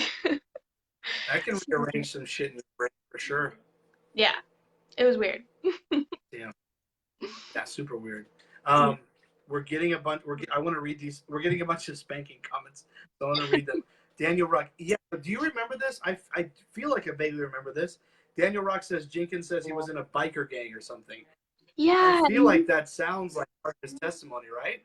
Yeah, and he said he was in Or like what he wanted. in a rock group called Rampage and he was like the lead singer. I don't believe it. I don't believe it. I don't believe that. I don't believe most of Jack Hyle's paratrooper stories, and I believe none of Ray Young's stories about his dad in World War II. No. All the respect in the world. I've got friends who are veterans. Love them. I watch Band of Brothers on a monthly basis. Love you guys, but don't lie about that shit. Anyways, that was fake news. That was fake news. I agree. Okay, there. Brianna's responding. Yeah, then he would say, I don't smoke, I don't chew, I don't run with those who do. Yes, I remember that. Kathy says, one of his big points in his story was how poor they were when his dad was a preacher in Kentucky. They were so poor that they got clothes from the missionary barrel. That sounds familiar. Ruthie said, my parents got those Amish switches. Ow, that sounds really painful. That were plastic and hurt so bad. I'd take a wood paddle any day. Yeah, I think I got paddled. One of my sitters paddled me. I remember that. Yes, Mother. I'm pretty sure that's a true story about me. Well, I don't think I made it up, but I may have. My father built a shelf to put his spanking cane on display. Yes, I've seen those. Let's see. Brianna said, what would cause you to get spanked anyways? Geez, how many did they have? Yeah, everything. Well, I mean, you mentioned that in your story that it just any kind of infraction, spanking. Right. There was no such thing as timeout or take away your PlayStation or whatever. Like it was straight to spankings, which is fucking stupid. Yeah. My dad used this thick plastic cutting board. Oh my god, that sounds terrible with a handle. My mom left it on a stove burner once by accident, and it ended up with a bullseye melted into it. LOL, but not LOL. My parents had a paddle that hung on the wall that said attitude adjuster. Yep, I've seen that one too. Have you ever heard Jon Jenkins sing? I feel like I probably was subjected to that. Was he one of those singing preachers? Would he break into song while he was preaching? That was super annoying. He would try, like, if it was like a super amped up service, like he would try to sing like a verse, whatever like the altar call was, and it was so bad. That's hilarious because I honestly, growing up and as a young adult in House Anderson, I felt like Grace put out some really solid music. So it's funny that the Fearless Leader there sucked at it. Mm-hmm. Yeah. I was a paratrooper. Yeah, I know. I was talking about Jack House. Anything and everything in her household, raspy, trying to break the child's will. That's the big reason they give in the IFB. Yeah, exactly. Yeah, that's exactly.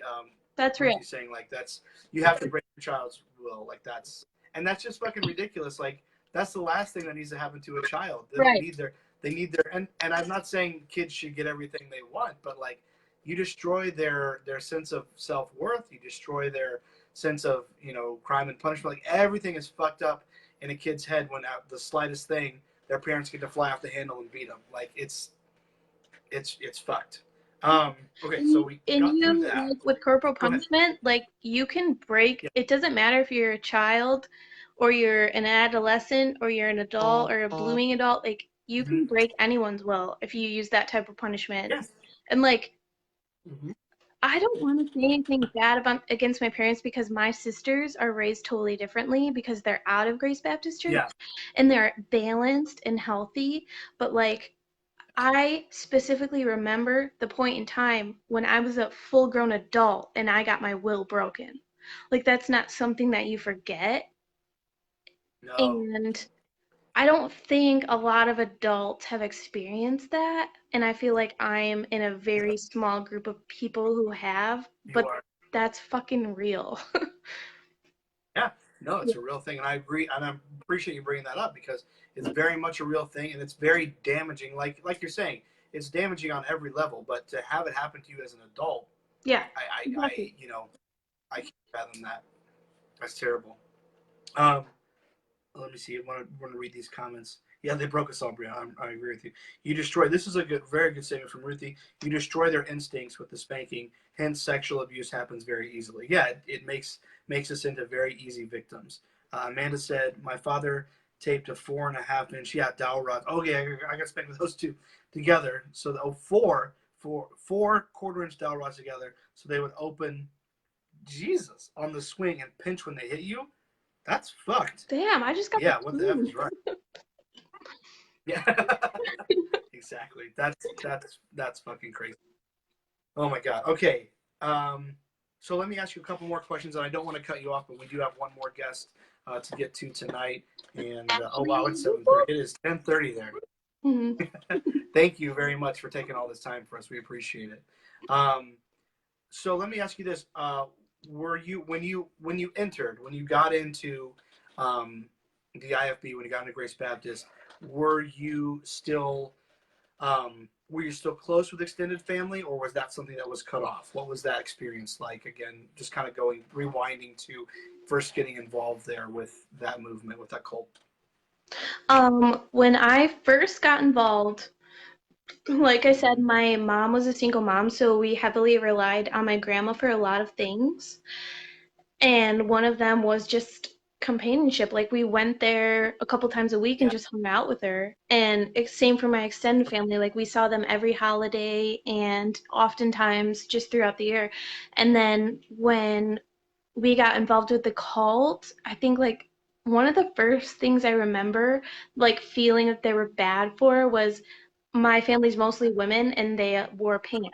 So it was like Right. you're an abomination. So that was like the first time yeah, I had ever thought of my grandma and like my great grandma as like an abomination. And I totally like believed it. And I remember like going from being with them a couple times a week to like sending tracts in the mail to them and like being so impersonal and like That's terrible. yeah, it was like such a struggle within me because like I loved my grandma and I always viewed her as Yeah. like a safe space because I don't know, she was like just always there to like bail us out of Mm-hmm. anything that happened because like my mom was a single mom That's and like grandmas. yeah, Yeah. times were Mm-hmm. tough. And then all of a sudden it was like, well, she drinks like Arbor Mist on Right. holidays, so she's a fucking drunk. And then Right. Yeah. and She's she the worst. wears pants. So and she's She's a going like to Catholic affiliated, so she's the devil. hell. Ooh! Yeah. Yeah. Pretty much. Jeez. Yeah, so I mean that's what the IFB is, and I wouldn't just say the IFB. That's cults in general. They are Mhm. terrific at finding ways to isolate you from the people who are there for you to Yeah. support you to help you, most especially family members, but friends as well. And you're Mhm. afraid to reach out to them, or you're afraid to be around. You're afraid to even be around them because their wickedness and worldliness is going to rub off on you, or you'll be seen with them, or however you want to look at it. But that's a big part of cults in general is isolating you or your small, family unit and making sure that you're not allowed to interact with normal everyday people, even if those are your family members. And yeah, pants. I like that you bring up the pants because that's such a big thing. Like this isn't to be mean, but this is my secret cheat code on Facebook. If I get a friend request or if I see someone like, like, do you know this person kind of thing? I'll look, and if I can, there's like a level of like, she's wearing skirts big time, like that's her only thing. And I'm not judging people. I'm just saying I try to keep it drama free as much as I can.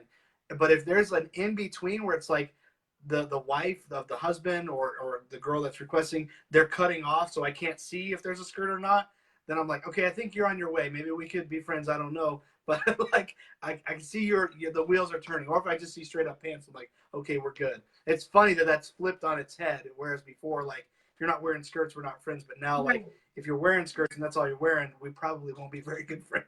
Exactly. And you're nicer than me because I judge them. I judge them hardcore. It's all fair. I'm not going to judge you for judging.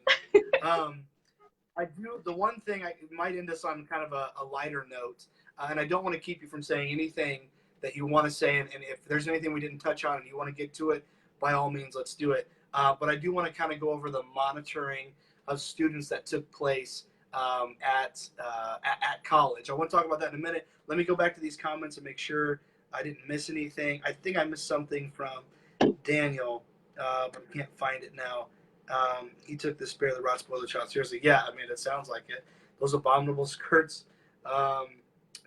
Beware the jean skirts. Yes, very dangerous, Amanda. I agree. All right, so we're not missing any comments, I don't think. So talk to me just a little bit about that experience for you. And obviously, you're not growing up in it, but like you were kind of acclimated through high school to Grace Baptist College. Did you go the full 4 years? Or did you go more? Did you go less? I went the full 4 years, but I got kicked out the first semester, but I went back. Yeah, we usually do. So what was it? What was the regulation as far? It's funny because Hyles Anderson things would change. Like it would be when I was a senior, the stuff they made me do as a freshman, they weren't making freshmen do anymore because it was fucking bananas. But I remember as a freshman joking because we had a log on the back of our door where we had to say like coming and going throughout the day.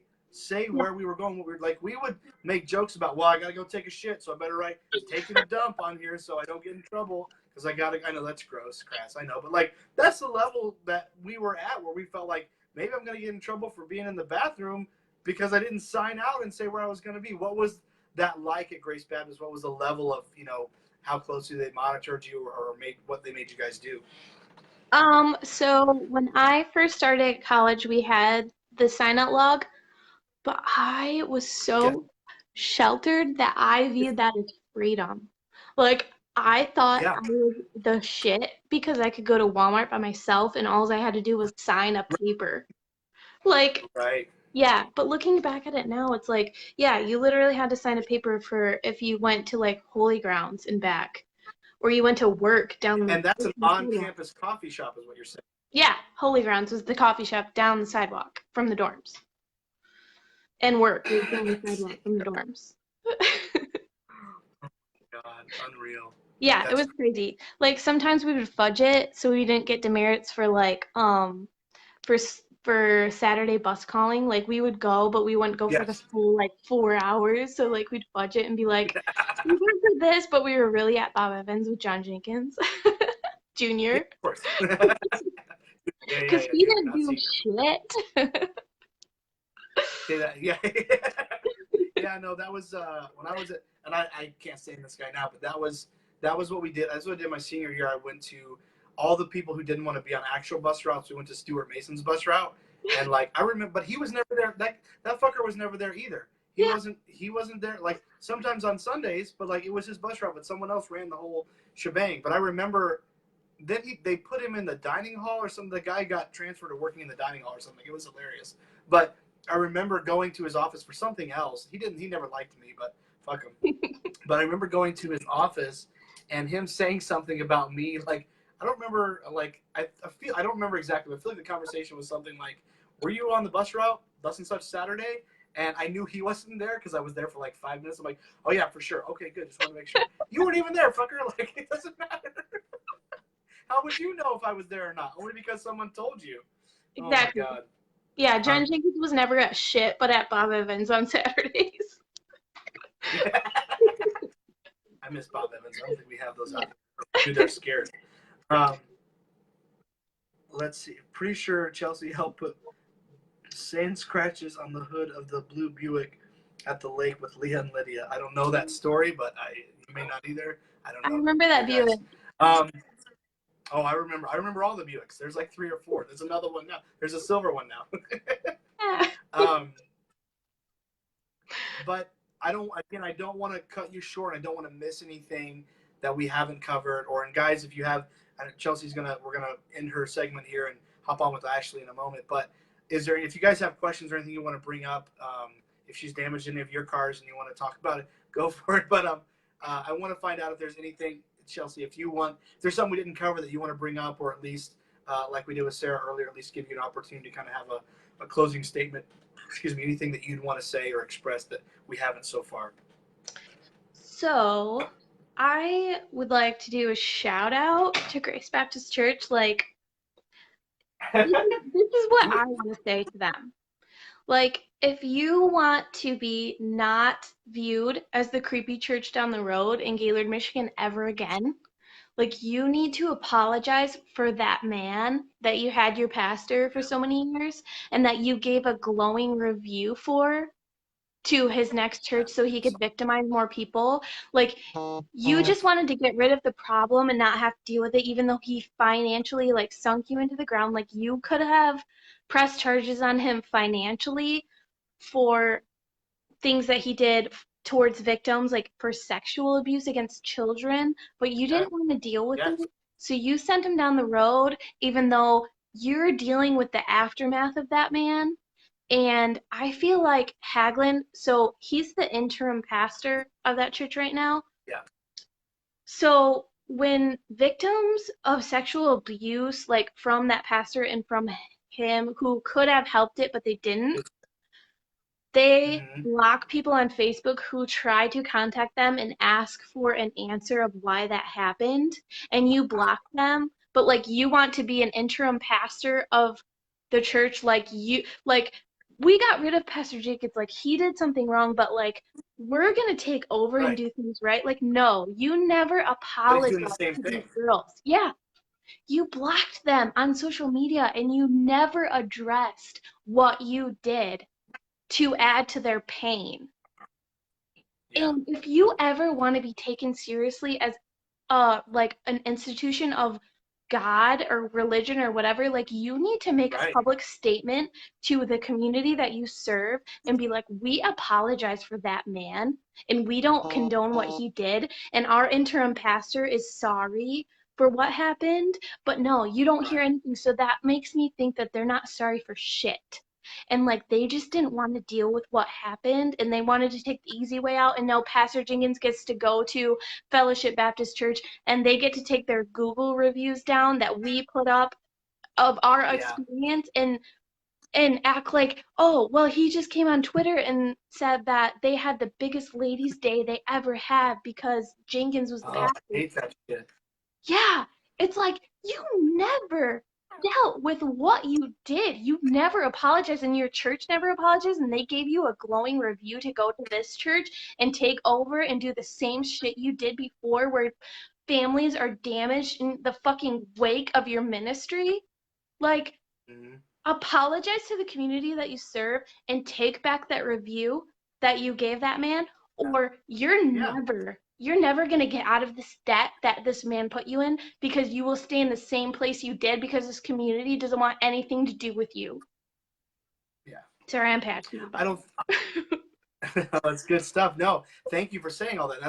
That's why I wanted you, to have that That's part of this podcast, is giving people an opportunity to speak on what they've experienced and how things can be made right. And let's be honest and be real about it. We're not necessarily, I don't think a lot of us are seeing in the comments right now, like, really think that Grace Baptist is ever going to do the right thing. I'm not saying they won't or they can't.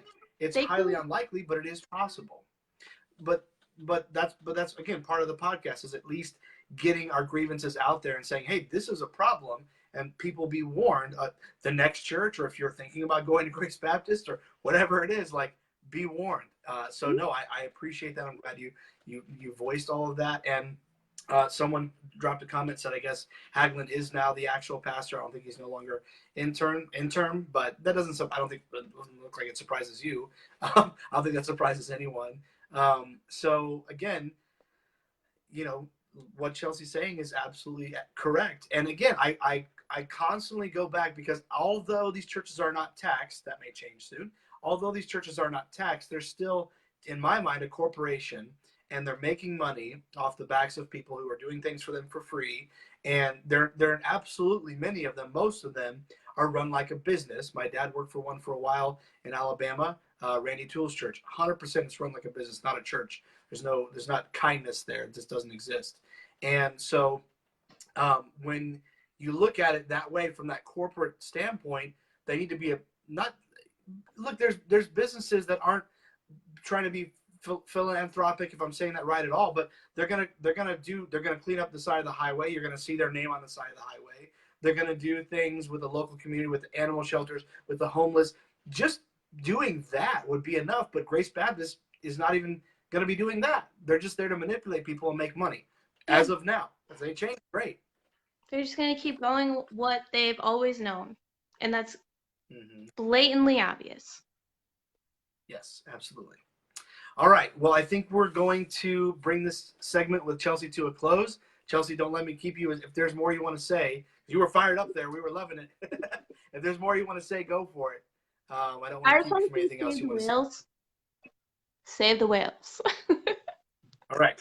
Save them. Save the whales. We're down for that. But thank you so much, Chelsea, for coming on. I'm proud of myself. I pronounced your name right the whole time. It's a miracle. And thank you, everyone that watched. We are not leaving. We're still live.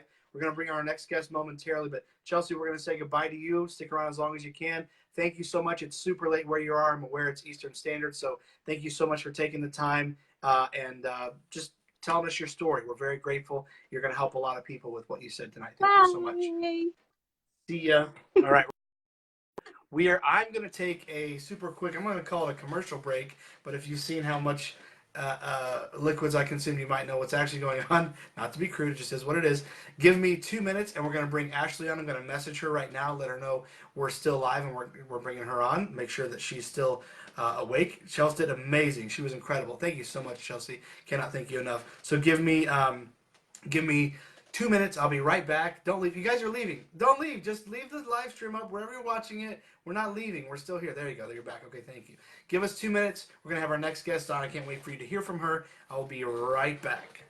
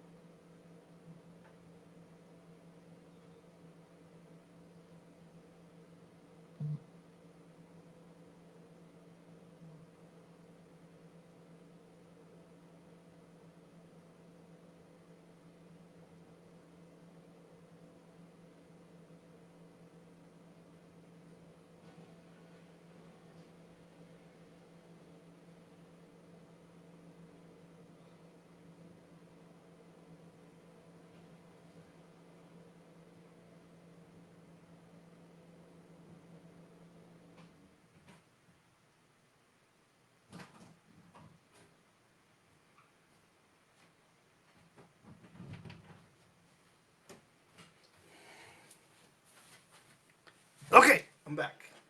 I am waiting for it. Just happened, Brianna. I just jumped on the screen.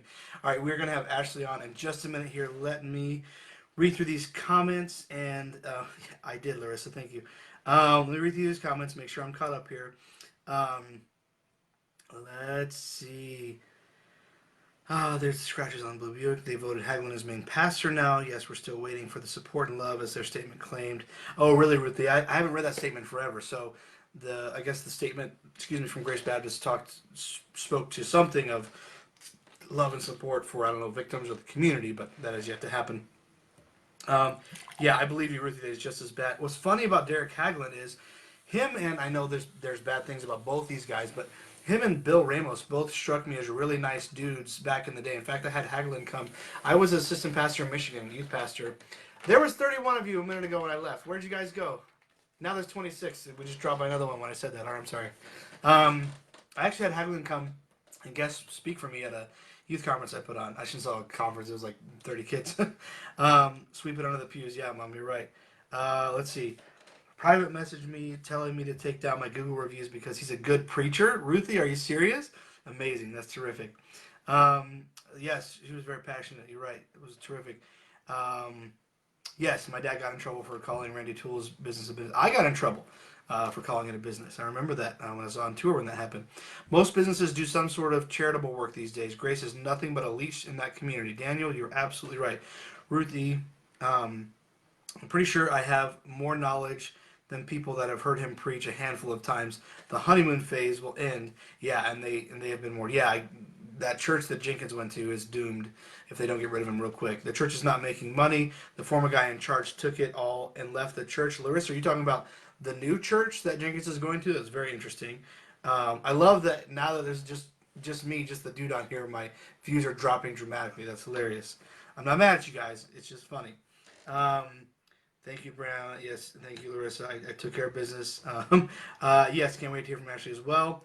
The video is definitely creepy with no one on it. It flickers like a scary movie. Well, I'm back now. Um, I should have put on some Jeopardy music. I could have done that. I definitely should have. I'm sorry. I see that too. the the bobbleheads to start moving. Yeah. Well, these guys. Who do I have? I got Dwight and Bob Ross, and I got my LGM here, and there's Tiny Rick behind me. Um, I did wash my hands, thank you. I hope you didn't hear that. I loved Hagelin back in the day. So sad he ain't what we thought. I agree with you. I went to church at Fairhaven with Bill Ramos, and I'm not surprised he was a womanizer then. I'm sad to hear that, but I don't disagree. I've been there. It's insane. Grace. Okay, so Lee Hicks, thank you for joining. Lee Hicks, my good friend Lee Hicks. We hit a deer. Was I with you? I think I was with you when we hit that deer on the way back from Kmart that night. Or maybe it was a different car and ended up in your car. I don't remember. Kathy said, Hagelin has his own shady beginning. He used to be a great guy, really humble and genuine. That's before he decided to be like Jenkins. Yeah, that sounds right. Par for the course.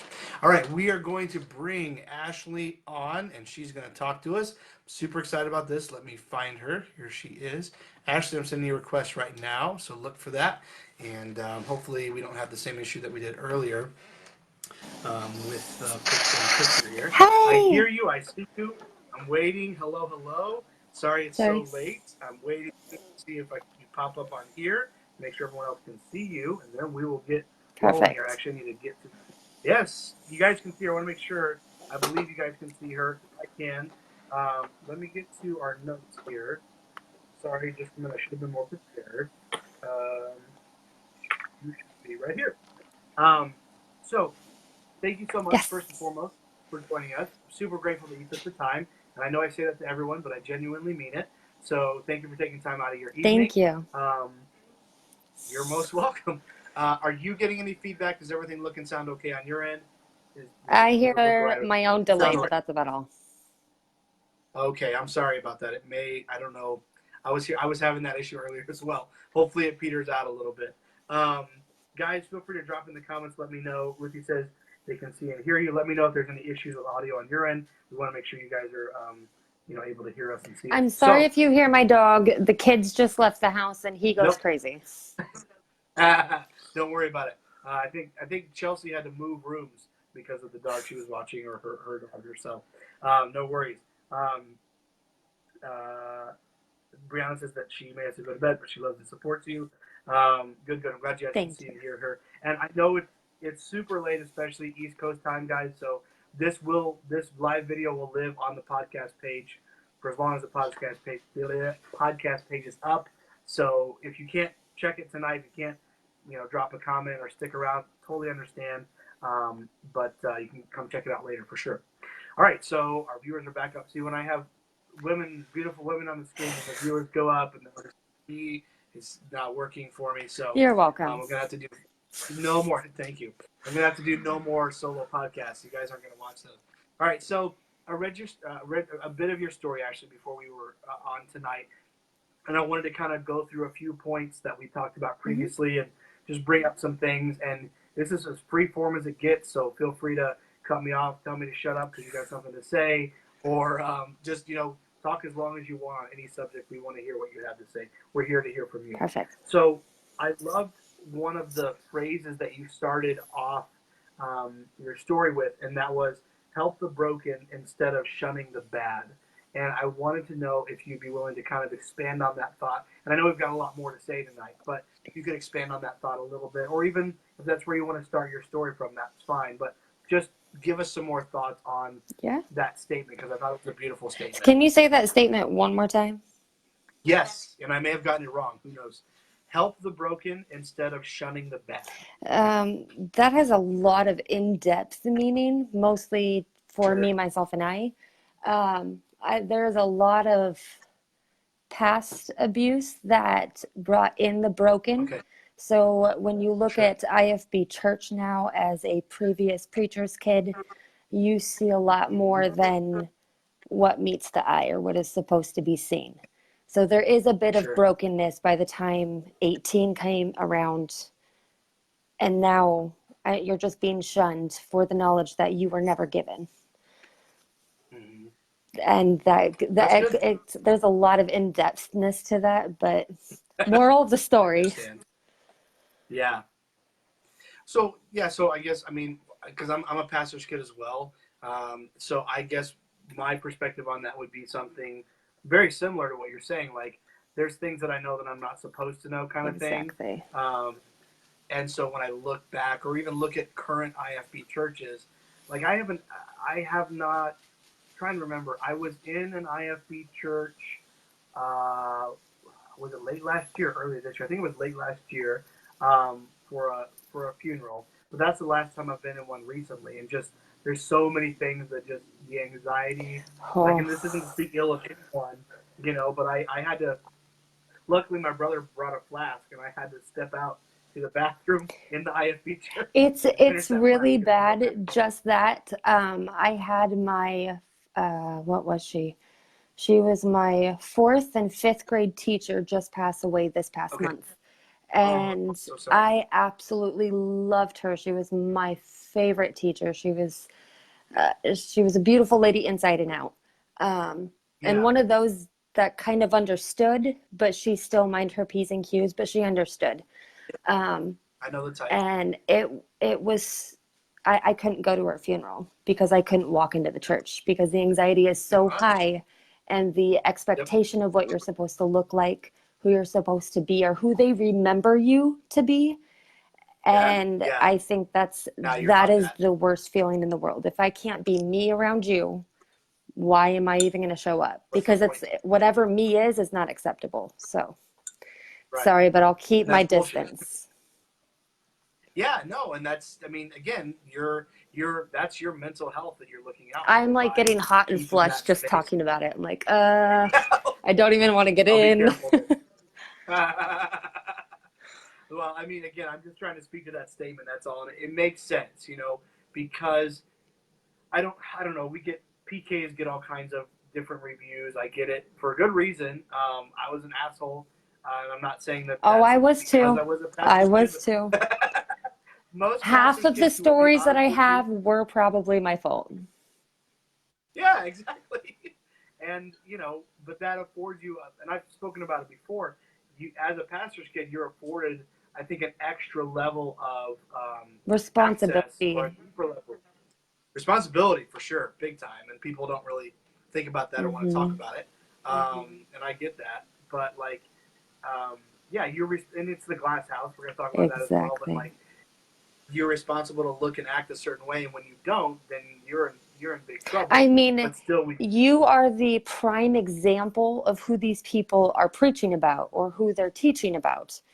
Yeah. And exactly. we're not the adult who's capable of understanding all of those rules that they have set in place for us, but you have to follow them anyways. You may not understand them now. Yep. Just no means Doesn't no. matter.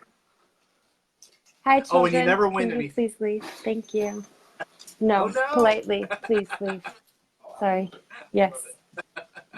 Bye. The perils I have of 17-year-olds having more than running in and out of my house. The joys of being a I love step it. parent. Huh.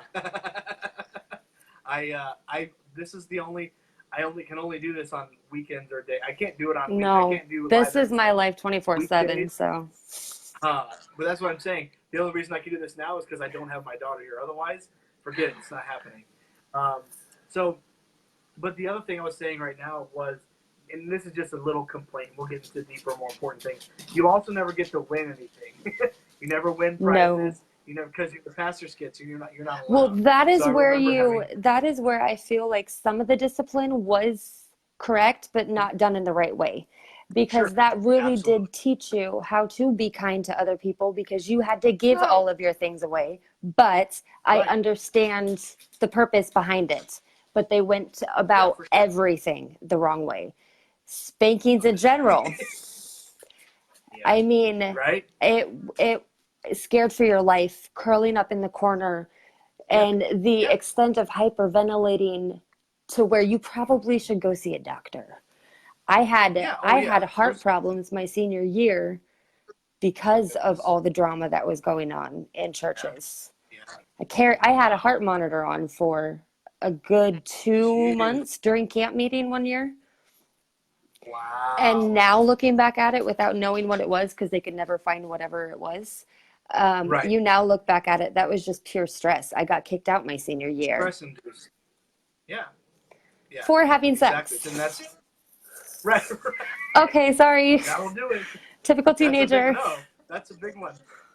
No, that's a big one. That's you know. You were never taught about it, but it's- you could never do it. Right. Exactly. It was this. So big, you it's keep this big taboo secret, thing. you keep all the candy on your side, whatever candy that Yeah. is. I don't know. Mhm. It's like giving a kid No, a it's Tootsie Roll and then you keep all the Starburst. right. No, That's exactly not what okay. it is. No, it's not going to work. It's not. It's only going to work. The thing is, it's my opinion is that it's not really going to work, but it's going to have a semblance of working only for a short period But of it time. shocks There's an you, expiration which date on is that. why I feel that Oh, they yeah. used it so much, because it shocks you into, oh shit, oh you mean it. Like, okay, I get it. Please, just whatever you're about to do, don't do it. Because you already know what's going to Exactly. happen. Because whatever happened at church was public. Okay, I understand that. You Yeah. got in trouble at school, don't Big do that time. again. I'll see you at home. And then you get home and you have a pure monster There standing we in go. front of you, and holy shit. Like Yeah. I'm shaking thinking about it. When you are sitting 2 inches away from your father's face when he's spitting at you, telling you exactly how this scenario is going to end, and all you have to So do scary. is just please don't. Just whatever you're about to do, just step away. And then all of a sudden, mom would Right. stand in the doorway and just watch. Just watch. You know you did wrong, God. so we're just gonna, okay. Right. That was an everyday thing. Every day. I am probably exaggerating, but when that is all you can remember, Yeah. I don't know what else to tell you, Might as- because that is the if only it wasn't experience I every day, have. Right. If it wasn't every day, it might as well. Exactly. What we're doing. Exactly. Yeah. And you're talking Um, about you never had a shoe thrown at you? I did. I had a set of keys thrown at me too. Did you? Like, Oh my sorry. God.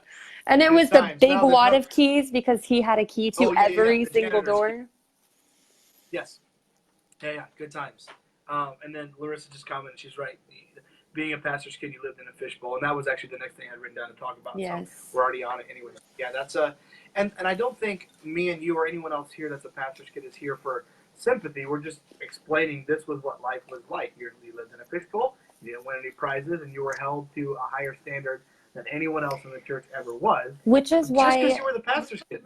which is why I hate to consider myself a pastor's kid because you had a live Sure. the other night that you were talking about empathy and then an impasse. I was a complete impasse. You cried, I cried. You got angry, I got angry. But, Yes. and that's how I was with everybody around me. So I see Mhm. people described that are the bad people or the people who you probably shouldn't be around just because they have a reputation. Then that Yep. puts a reputation on me, so you can never be around that person, and you're told and you're forced to do that. And when you are the pastor's kid, you don't get to say yes. You don't even get to argue. That was a cute story, but you get your butt in the car and we're going anyways, whether you like it or not. I'll pick you up for all I care.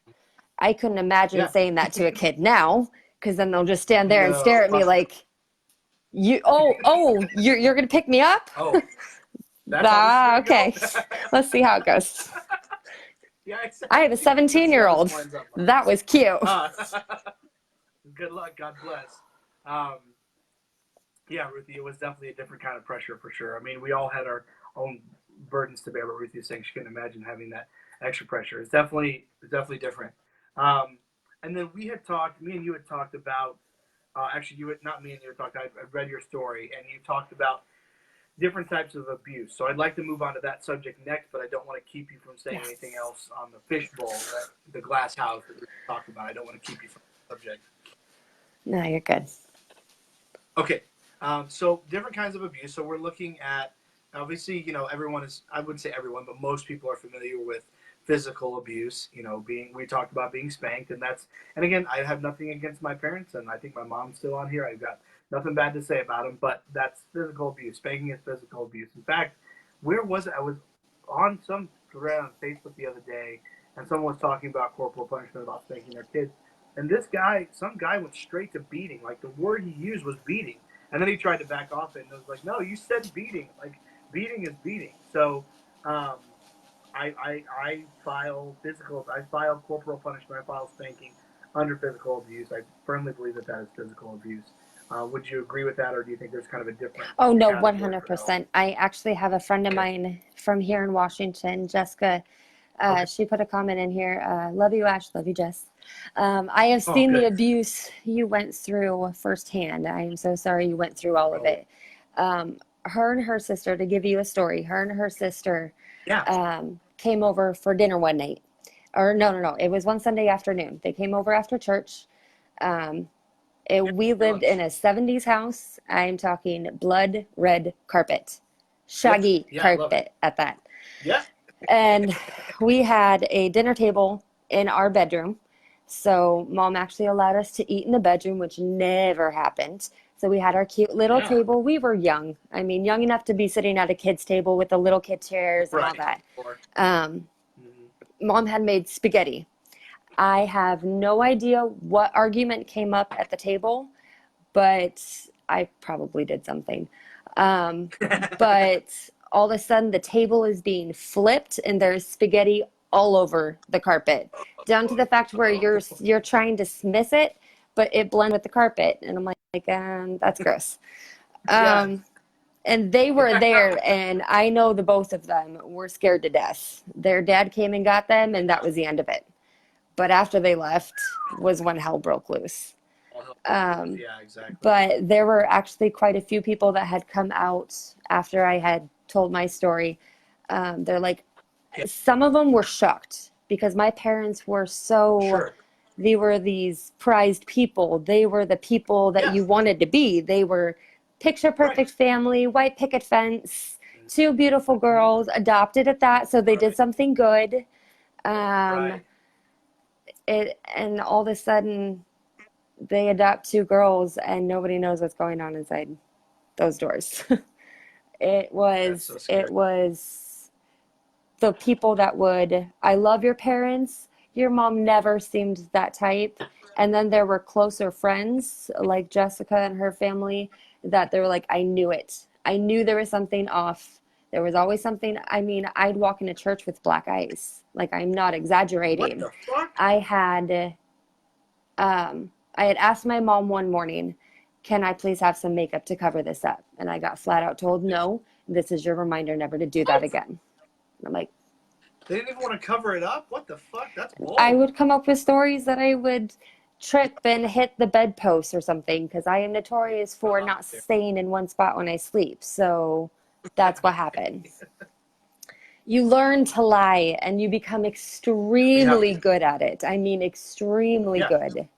That when you become an adult and that's all you know, it's actually scary how much trouble you can get yourself into. And I'm not exaggerating. I mean, you instantly start a job and you find yourself learning a complete different curveball that's like, I didn't know this it even existed. What the hell do I do now? Okay, let's just lie our way through it. I know how to do this. Okay. Right, yeah. Well, you've had to do it for a long time. So, jeez, that's crazy. So, yeah, I didn't know all that. That's wild. Sorry. But physical, no, there's no sorry. No. We're here to all share. It becomes a culture shock when they have known your parents and your family to be so picture perfect that when you come out and say anything like this, you become the liar all over again. And you're like, actually, no, this actually is the truth. I've had to learn how not to lie. I've had to learn how to go back and say no. You have to relearn an entire new culture that you were just told was horrible. Well, actually, you probably should have told me how to write a check. Like, legit, you don't know anything. What's a bank account? No. That's cute. Oh, you actually got a car at 16? I didn't get mine till I was 19 and pregnant. Or 18 and pregnant. Right. Yeah. Jeez. Yeah, I didn't have one till my senior year of college, I don't think. I was 22. That's when I had a car. So, yeah, no, you're not taught. That's the thing. You're not taught any life skills. You're not taught any kind of. And when you're a preacher's kid, you are more or less groomed to be this said person.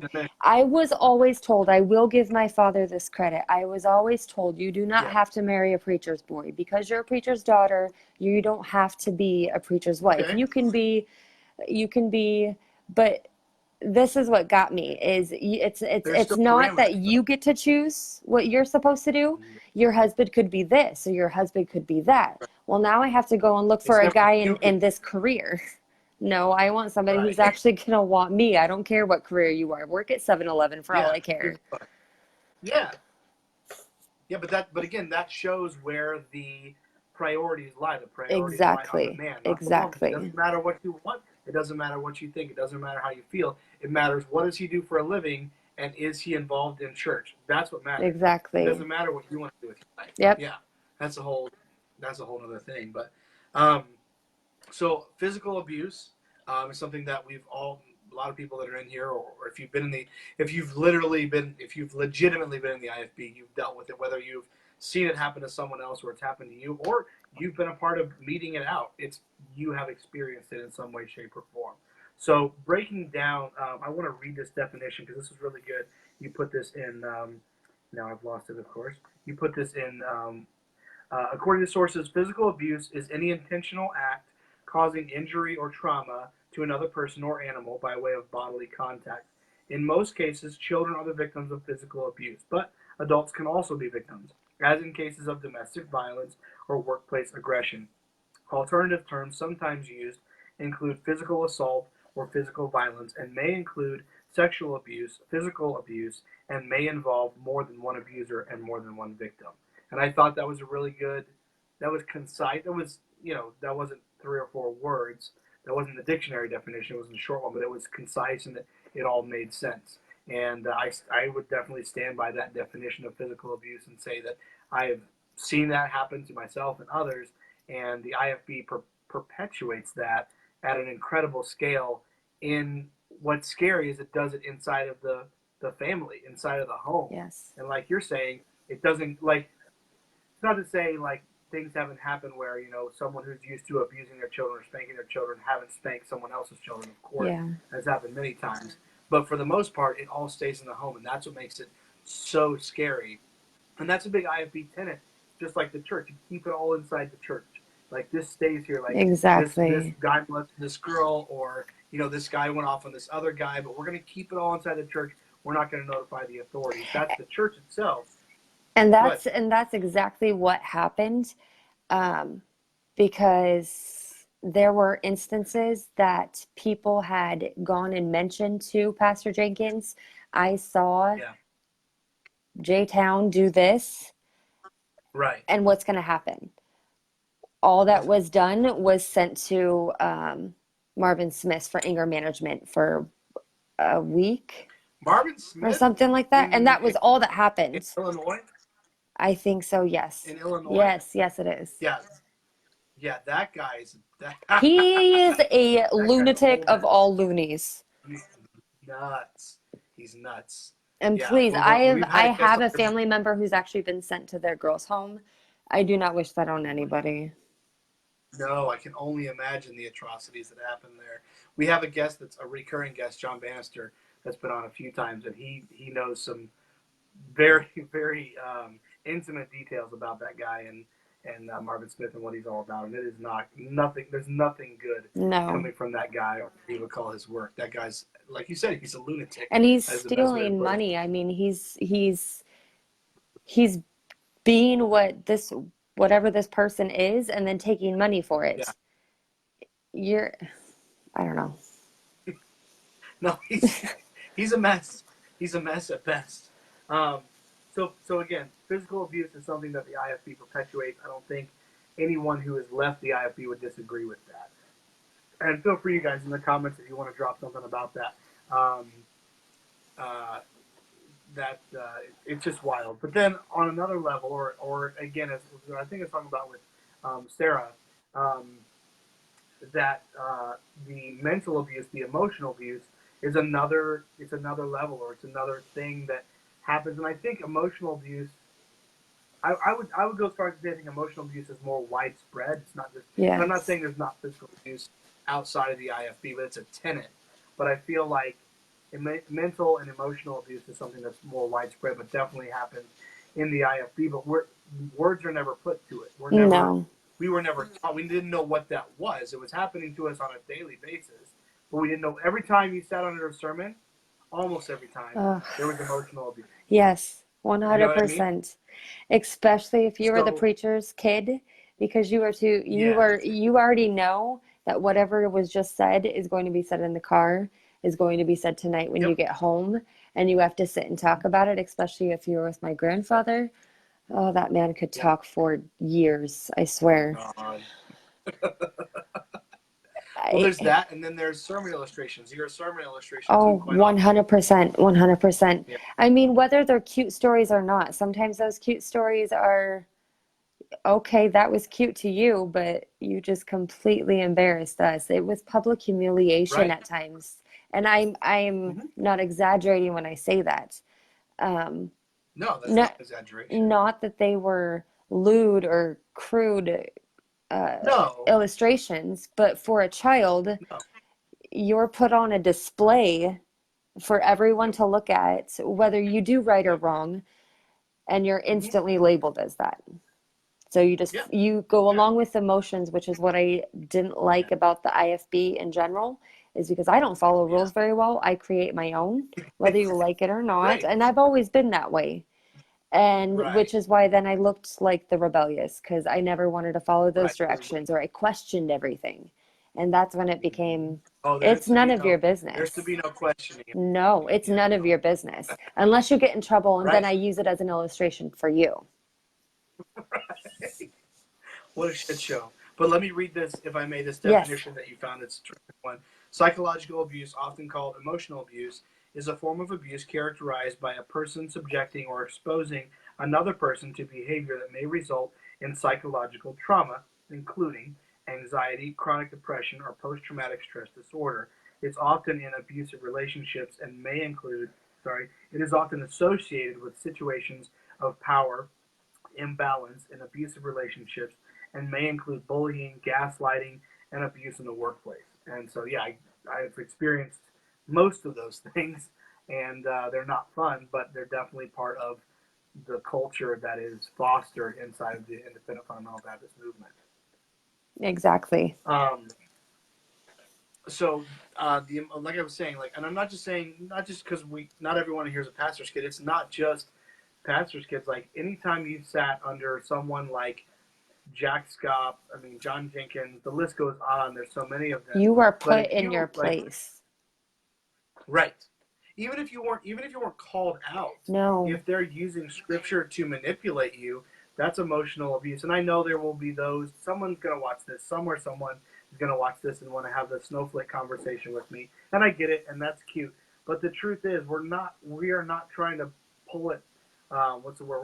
We're not grasping at straws here. This is real factual stuff that not only happened to us, but has continued. You go to Hyles Anderson's website and you listen to a recent sermon from Dave Douglas, and you tell me there's not emotional abuse, you can go fuck yourself, because that is 100% what I hear every time I got to the pulpit.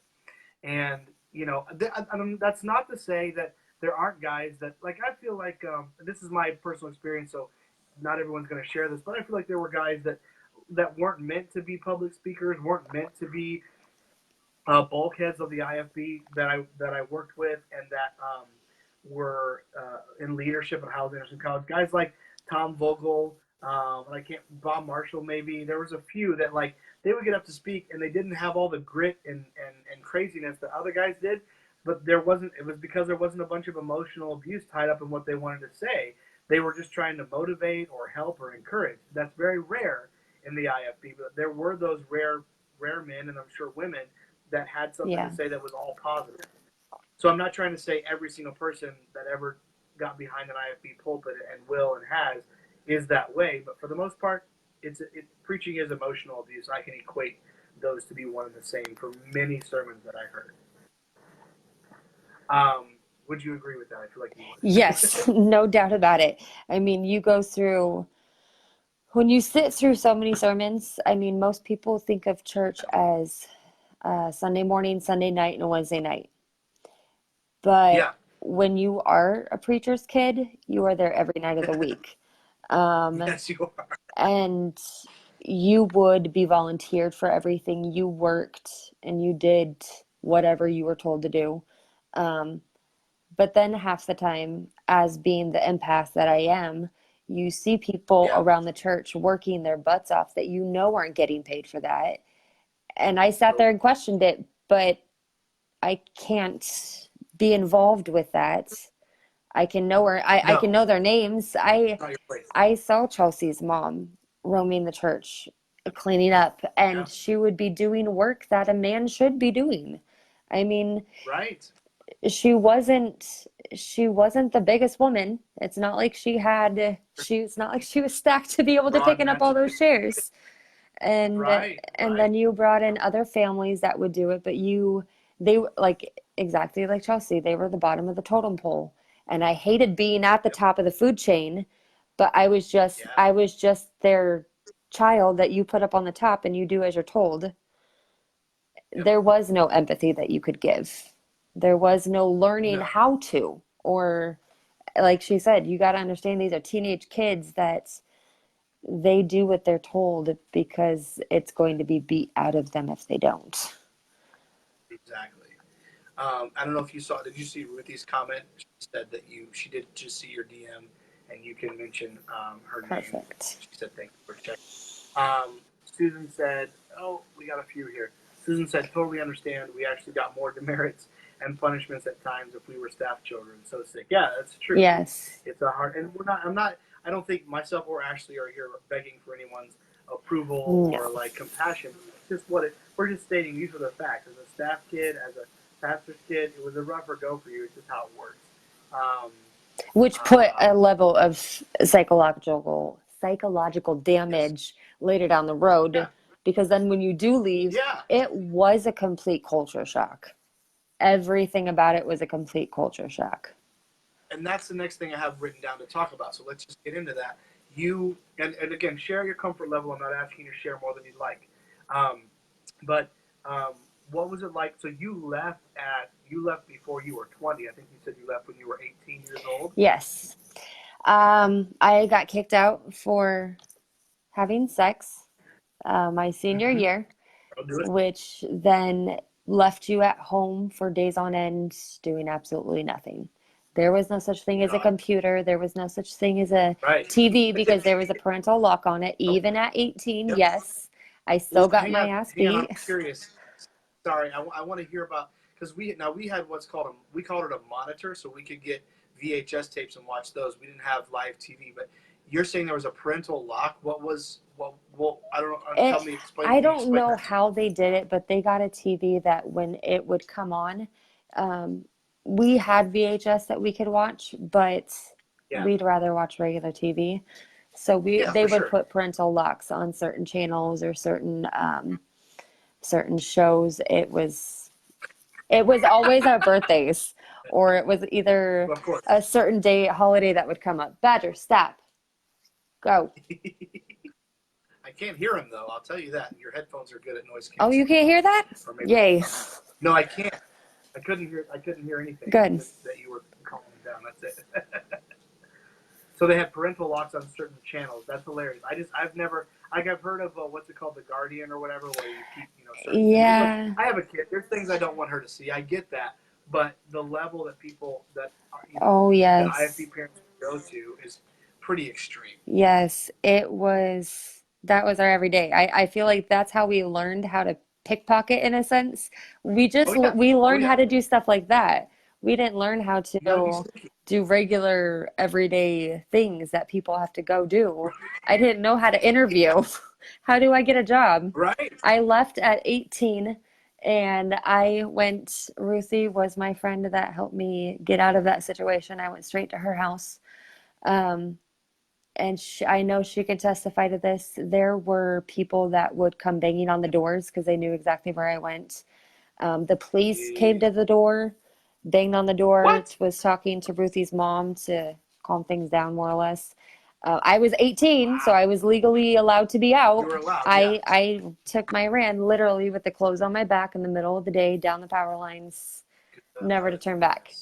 I had gone back to go get my clothes. I was given 2 black garbage bags, and Mom let me pick out certain clothes, but some of them she was going to keep. I picked out a few. They were your clothes, though. Yes, I picked out a few, but the entire house, any pictures with me in it was completely gone. My bedroom was already redone. What was the time frame there from the time you left to coming back to get your stuff? It was, I think it was a couple of weeks. It wasn't drastic. I'm saying they didn't waste any time. No. I believe Ruthie was with me that time too, and I tried to go pick them up, and they more or less was like, here, this is all you get. And then we went to the Goodwill because I needed a few more clothes, and I was finding my clothes at the Goodwill. And then, half the time I was wearing Ruthie's clothes because I wore my first pair of pants. They were Ruthie's. Yes, I was that small at one point in time. I love it. That's great.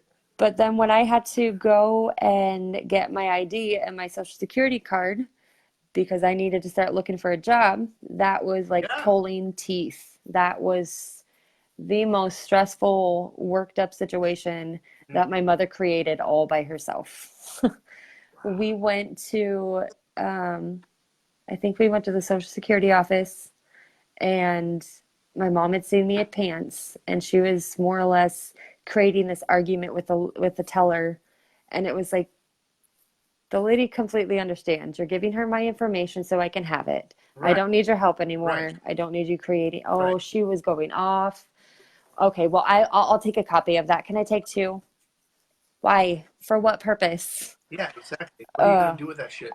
She actually got me fired from a job once.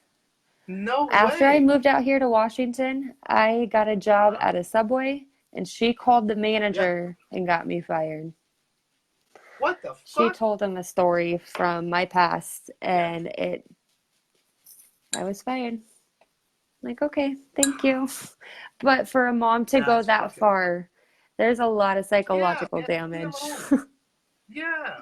Well, it also shows in there. I don't have an ounce of compassion for her, and I'm not also not trying to speak against her. No. But it shows whatever disconnect is going on in her mind as well. Exactly. Something's wrong for you to do that to anyone ever at all, but your own child, adopted or not. Well, as much as I hate that part of her, I completely understand where she came from. Sure. I Yeah. Well, you grew up completely in it. understand. So, I mean, Of it was course. hard then, but you look at it now, and it's not that I ever want to give her an out for all of that, but I No, get not at it. all. I get it. Yeah. I can actually Yeah. find ways to forgive you. Like you probably went through the exact same thing as much as you will never talk about it. I know you Yeah. did. She won't. Yeah. But that's also the empathy in you, and Ex that just speaks to yeah. who you are as a human being. Um, let me see. I want to read a couple of these comments. My mom says she loves us both, and she'll finish this tomorrow because she can't keep her eyes open. Larissa says we'd be at the church till early morning hours to clean up and prep for the next day. Yes, I'm with you there. Yeah, and Leslie makes a good point about House Anderson and First Baptist staff kids were untouchable. Yeah, and I probably got 2 or 3. Joshua, yeah, Josh is in here. I've got some HB kids in here. Like, yeah, that's the truth. The HB kids, you guys had Hammond Baptist. If they came from the Hammond Baptist High School, so House Anderson, they were fairly untouchable. It's true. It is what it is. Mm-hmm. The Guardian, yes, Larissa, I recall that. Took out cursing and skipped scenes. And then Ruthie said before a month, that time frame of you going back to get your thing. Yeah, that's all. So everything that you're saying, I didn't know all of this. Again, reading your story was pretty riveting. But like that, these things are pretty wild to anyone, anywhere. But also it's crazy how commonplace they are. And what you're saying, like my mom called up years later or a year later, however later, and got me fired from a job across the country. Yes. And you can still find a way. And I'm not disparaging. I'm not saying anything against you for that. No. You can still find empathize with that and say, yeah, I get where you're coming from. I know why you did And that. That's wild. I think this is why I want to bring awareness to it, is because yes, I am out of it and people are seeing and hearing this side of it yeah, and they still don't want to believe. And it's not that I'm trying to get you to believe my story. It is what it is. If you don't, no, it's whatever. yeah, But it's the fact take it that or leave it. you need to understand people are still in these situations. My Yeah, entire family is still in this situation. I have been cut off from any and all yeah. communication, blocked from parents. So I know they won't see this, or maybe they will. But I'm telling you right now, expect it to happen I because don't doubt I've had it. several people come on, and I'm not like, oh, be careful what you say. Say what you're No. gonna say. But I've had several people. They come on and like, I can't believe so and so found out about this. Or this podcast. Like I've had people tell me about, and this isn't. We're not famous. It's not whatever. But like I've had people tell me about staff members and how current staff members of House Anderson and First Baptist. They're like, yes, we know about Nadia on this podcast. I'm like, oh, cool. I had no idea. So Because yeah, they've it might caught be college surprising students to you. watching it. Yeah, no, I hope so. But yeah, I like that you're bringing that point up because I try to speak to it often. But generally, what we're talking about, I don't have, and I don't. There's no place for it. I don't really have anyone that's currently in the IFB that is going to come on or will come on the podcast. I have a few who want to, but I'm not going to do that. That's not what this is a place, and I don't want to use an overused, tired term, but this is a place that's safe for a lot of us. So having someone who's active and who wants to preach their IFB it's just not good for anyone in this Not gonna situation. happen. But there are still a lot of people that are actively involved. There's a support group, and then they have me blocked now, but there's a support group for people. Jack Hiles or Jack got fans. Like that's a whole thing.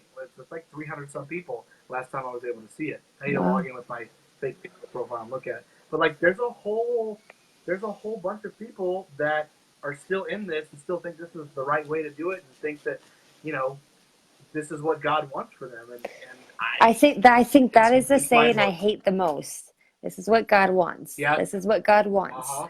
As every time, I mean, if I'm going to go psychology on you or Yeah. just complete understanding, God gave free will. That is why He Yes. created for you to be able to choose, do I want tea or do I want a Diet Coke? I get to make that decision, Right. not God. No offense.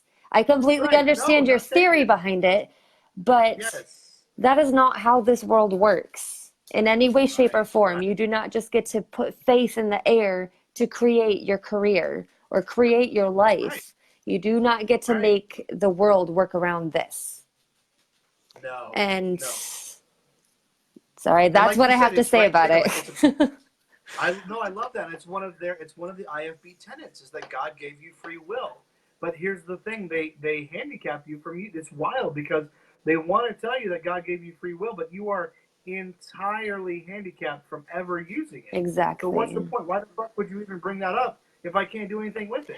It makes no And sense. the biggest problem is that they've created these people, and to go so childish as to say, I'm sorry, but you're sitting in my pew. Can you go somewhere else? Like, I've legit seen and heard it. Yeah. We've been there. Yes. Half the time, they're people we know, and they just do it because. And it's like, Yeah. oh, this is your culture. This is like walking into an Asian house and leaving your shoes on. I'm sorry, let me take off my shoes. I misstepped. And then they instantly go into this, I am so sorry, defense mode. We're gonna mind our P's and Q's and be these people that you want us to be. And now we've just created a psychopath. No, that's exactly what's going on. It's wild. Let me read a few more of these comments. I don't want to miss any of these. Let's see. You did something you guys about yes. Ruthie said this is Ruthie's been leaving some fire comments, so I appreciate you jumping in here. So many people came to visit you and they wouldn't even acknowledge I was there in my own house. It's funny looking back on it, but that's how bold they were. Yeah. Yes. I think they thought it was my master plan to tarnish you or something. Yes, it was all her and her family. Like, they had been scheming this up forever. And then, yes, going back to publicly apologizing, that is what I was told was going to need to happen. When I did leave, I did attempt to talk to my parents. We tried. Okay. We went into Pastor Jenkins' office, and it was just me and my dad. And I was told I was going to end up going to a girls' home, or that, no, there was no or. You were going to a girls' home. That was it. You're going to a girls' home. I don't remember whose it was. I think it was Marvin Smith's, but absolutely refused. I said, absolutely refused. Yeah. Dad kind of got on board of, okay, well, maybe we can do school at home. We can work through this. It's your senior year. Right.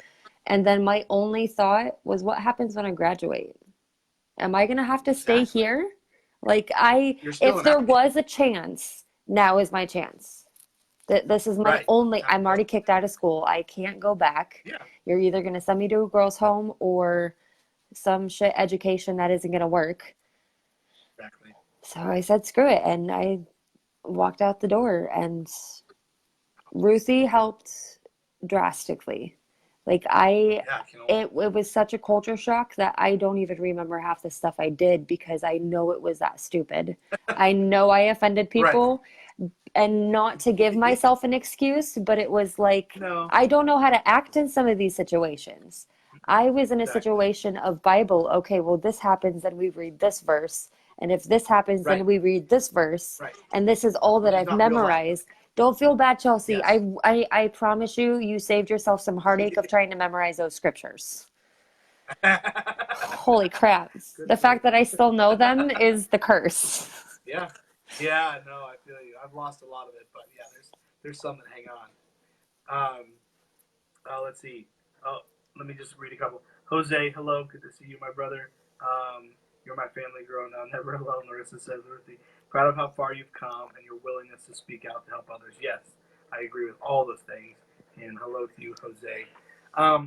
So let's continue with telling your story. Again, I don't want to cut off anything as far as you exiting, because I think that is something there's a lot of power in talking about that. You're empowering a lot of people by speaking to, just saying, like, I said, well, you said screw it, I'll say fuck it. I said fuck it, and I left. Like, there's a lot of, you're taking your own power and saying, this is me, and this is who I am. That's the culture shock in itself mentally, is because you were never given that choice. And then when you actually hear yourself say, fuck it all, you're like, oh, okay, I guess I have to go along with this now. And then life officially begins, and you have no clue what to do. You walk out the door and you're like, do I go to church? Right. But what's fucked up is your real life should have began, not like you shouldn't be treated as an adult at 13, but like you have to grow up to this. You have to learn how to handle, which is why at 16 you get a driver's license. You learn how to go out on your own. This is why they have put in curfews. I mean, Right. I feel There's a like that system. part of my childhood was taken, which I Oh feel yeah. is like You didn't my get. that's my resentment from it, I guess. Yeah. Um, Yeah. but to That's go fair. to the story, Yeah. at 18 years old, I found out I Hmm. was pregnant. Um, Yep. I was completely shocked. It was not expected, obviously, Right. but I think still being so new out of church, that's when it Hmm. became, holy hell, what do I do? Do I Yeah. go to a doctor? Like I've seen that in the movies. um, Right. Right. And that's all you know. right? Do Yeah. I go and ask my mom what to do? Do I go and break that news to her? Um, it was actually through a family member that my parents found out that I was pregnant. And I was That's actually surprising. Safe and quick. oddly surprised. It was kind of like okay, I guess we'll handle this. I don't know what to tell you, but it is what it Yeah. is. I mean, there's literally nothing you can do, which No. obviously, when you've grown, I was adopted. So then, obviously, Yeah. adoption is technically in my family now. Um, Right. my mom was adopted, so it literally is in our Uh, family. Um, yeah. It's in the. so that was the only thing I knew. That was the only, Yeah. or that was the first thought that popped into my head. Okay, well, this is what's going Sure. to happen. I was literally living on a Hmm. friend's couch. Um, I had no car, I had no job. What do I do? Right. Um, Right. so I went to a few doctor's appointments, found out it was a boy, and I did the whole don't get Hmm. excited, don't get excited. You know, Right. it's not yours. You already know what you're doing. So, and I feel like I cried because I had to say no, because Yeah. I already knew that there was already disappointment in the family. There was already disappointment in your reputation. You were no longer this picture perfect person. And Right. that is that is damaging in itself. I mean, let alone the Oh yeah. pregnancy and not keeping it, but just for the mental side effects of having to go through those so fast. I mean, 9 months, it's fast. You Oh yeah. really don't have time to second guess yourself or walk through things. So, No. so I found out I was pregnant, went to a few doctor's appointments. Yep. I started talking with my parents again, and we decided, okay, I'm gonna come and move down with you guys. Okay. I'm literally by myself. This is what's gonna happen. Yeah. Moved there, and it was right before not camp meeting. What do they do in March? Keytacular. Yeah, no. Was it No. March? No, pastor school. Oh, Pastor past. school. Yeah. First Baptist is past. Oh Yeah. yeah. Yeah. Yeah. That's March. And we were always there, always dressed to the hilt. Oh yeah. You wore your highest heels. Your hair was the Yep. biggest. You had to fit in just right. Yes, you Pregnant, did. preacher's daughter, runaway. No. No.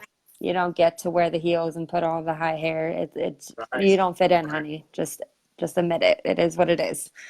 So Um, did they make you go anyways? Like, is this shame face kind of thing, or I did you went just stay along. home? I went along. It was kind of one of those that you're moving into mom and dad's house. You already know there's Right. rules You going to got be to put do. in You're under their place. roof.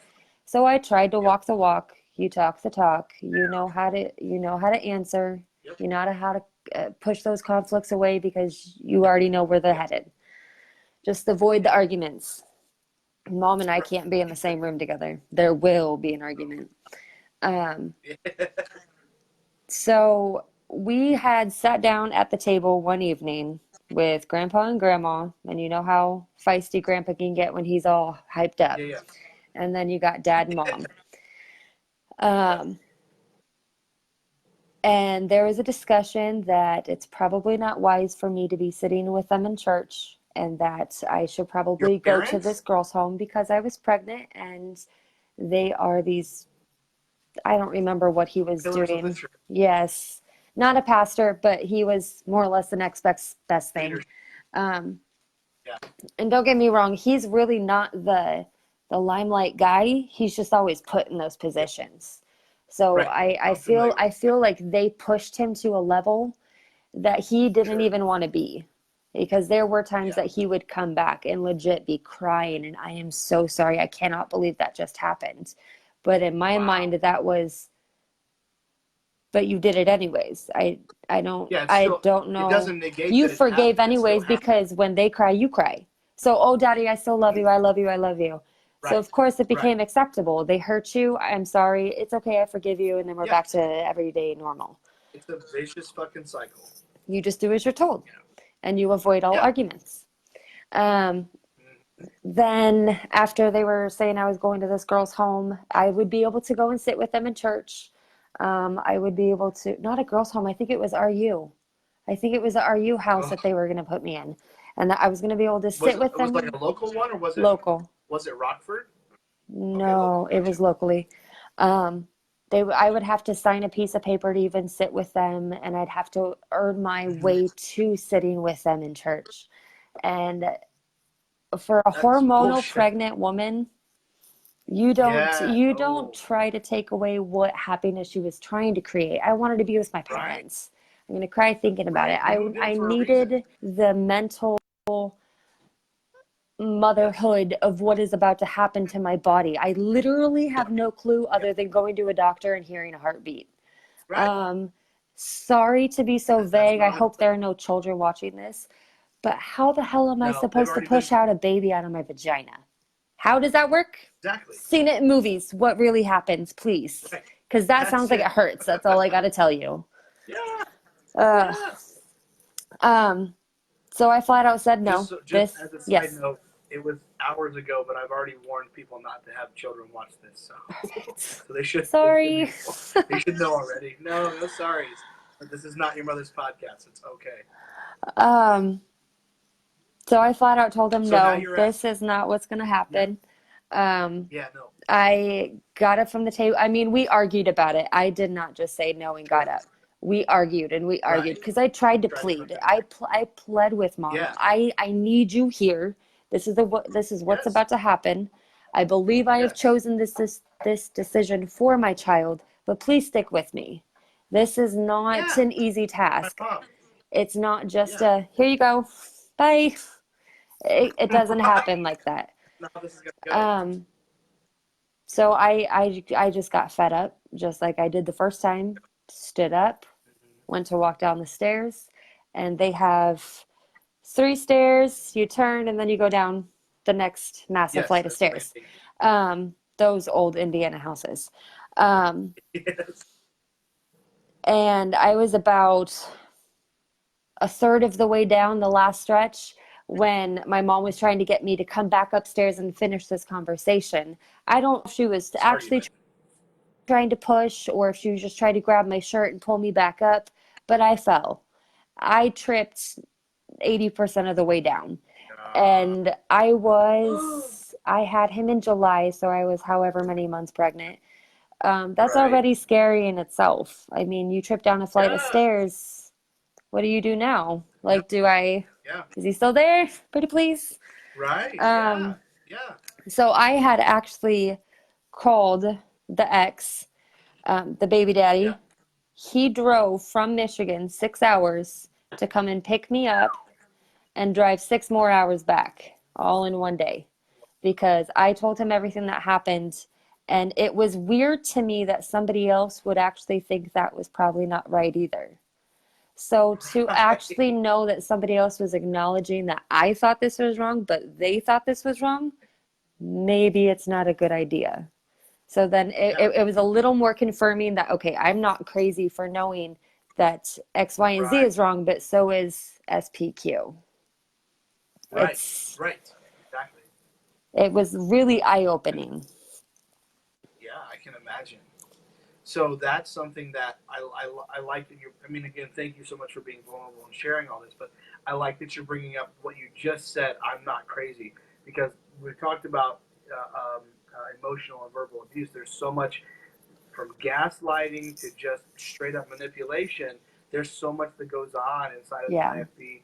Whether you're a pastor's kid, whether you're just loyal to the church and the pastor, whoever you are in the church, there's so much of that manipulation that goes on that when you start making these moves and start saying, speaking your mind and start, thinking for yourself, you are naturally, and now I'm talking to whoever, anyone, hopefully someone who's still in that's saying, am I crazy? No, you're not crazy. You've been through some crazy shit. Doesn't make you crazy. It just means, you're thinking for yourself. And if you've never thought for yourself, either from birth or from sixth grade or whenever, if you've gone through much of your adolescence and young adulthood and not thought for yourself, and suddenly you start doing that, you're going to think you're crazy. And you're going to have people, if you're in the IFB or any kind of cult scenario, you're going to have people telling you you're crazy. Exactly. So your mind is asking yourself, are you crazy? And people that are close to you, even your parents and maybe even siblings, are saying, you're crazy for this. Yes. That's all you need for you to convince yourself, yeah, I guess I'm crazy. I'll go back to that church. I'll go back to whatever it is. But you didn't do that. No, I went, I went back to Michigan. I waited the rest of it out. I had him. Yep. Um, he went to a beautiful, loving family, where I know he is loved and taken care of. So awesome. I'm glad that I was able to pick out that family for him instead of leaving that choice up to my parents, because I think that's what scared me the most, is that it was no longer me and you trying to take care of me. You're trying to take care of a life that's not even yours. So that's where the tables turned also. It was a huge clicking point of, wake up. You've got to see that this is not right. So it was no. So I went home, I had him, he was adopted. It was the hardest day of my life. I am one of those that when something bad happens, preacher's kid, or at least the military father's kid, you understand that you suck it up and you grin and bear it, because nobody is going to see you cry. Nobody needs to understand what you're going through. Whatever emotion you are going through, just don't talk about it, because nobody needs to know. And half the time they don't even want to listen anyways. No. So and that mindset is so damaging. It's incredible. It really did. It put me, I had to go through therapy for a lot of that. And most of it was childhood of growing up like that. And still carrying that into adulthood. I mean, it really did give a whole new look at how to look at your parents or church in general. Everything. But after I had him, the nurses took him to his new mom, and the doctor actually pushed out the nurses and just sat on the bed. He grabbed my hand, and all he said was, that was the most beautiful story I've ever been a part of. And I lost it. I can actually talk about it without losing it, so I'm doing good. What is it, 9 years ago now? And it will always forever be implanted in my head. Of course. But for a doctor to actually see, I mean, my parents were only 2 hours away, and I called them and begged them to be there. No. They weren't He there? was born in Washington, Indiana, and no, they were not there. I called them the day of, like, hey, I'm going into labor now. You are more than welcome to show up. But because the way I left the way I did, they weren't going to show up. So then I became extremely bitter after that. Yeah, of course. Because the sister was always the prize child. She learned from my mistakes, which I'm glad she did. She knew how to keep out of the trouble that I was getting myself into, as in, you know what dad's triggers are, you know what mom's triggers are, stay clear of all the above. And she did perfect at it. Don't get me wrong. It's not that she's a perfect person, but she's learned how to work her own system. And you have to in that world. It's survival of the fittest. Exactly. Yeah, absolutely. But then after we left the hospital, the night before I had him, I was sitting in a hotel room on the bathroom floor and just bawled my eyes out. No clue why, but it was the embracement of this massive thing just completely disappearing. And knowing that it's no longer yours. It is, but it isn't. And I am a huge supporter of adoption. I really am. But I am also a huge supporter of those birth mothers who've had to do this.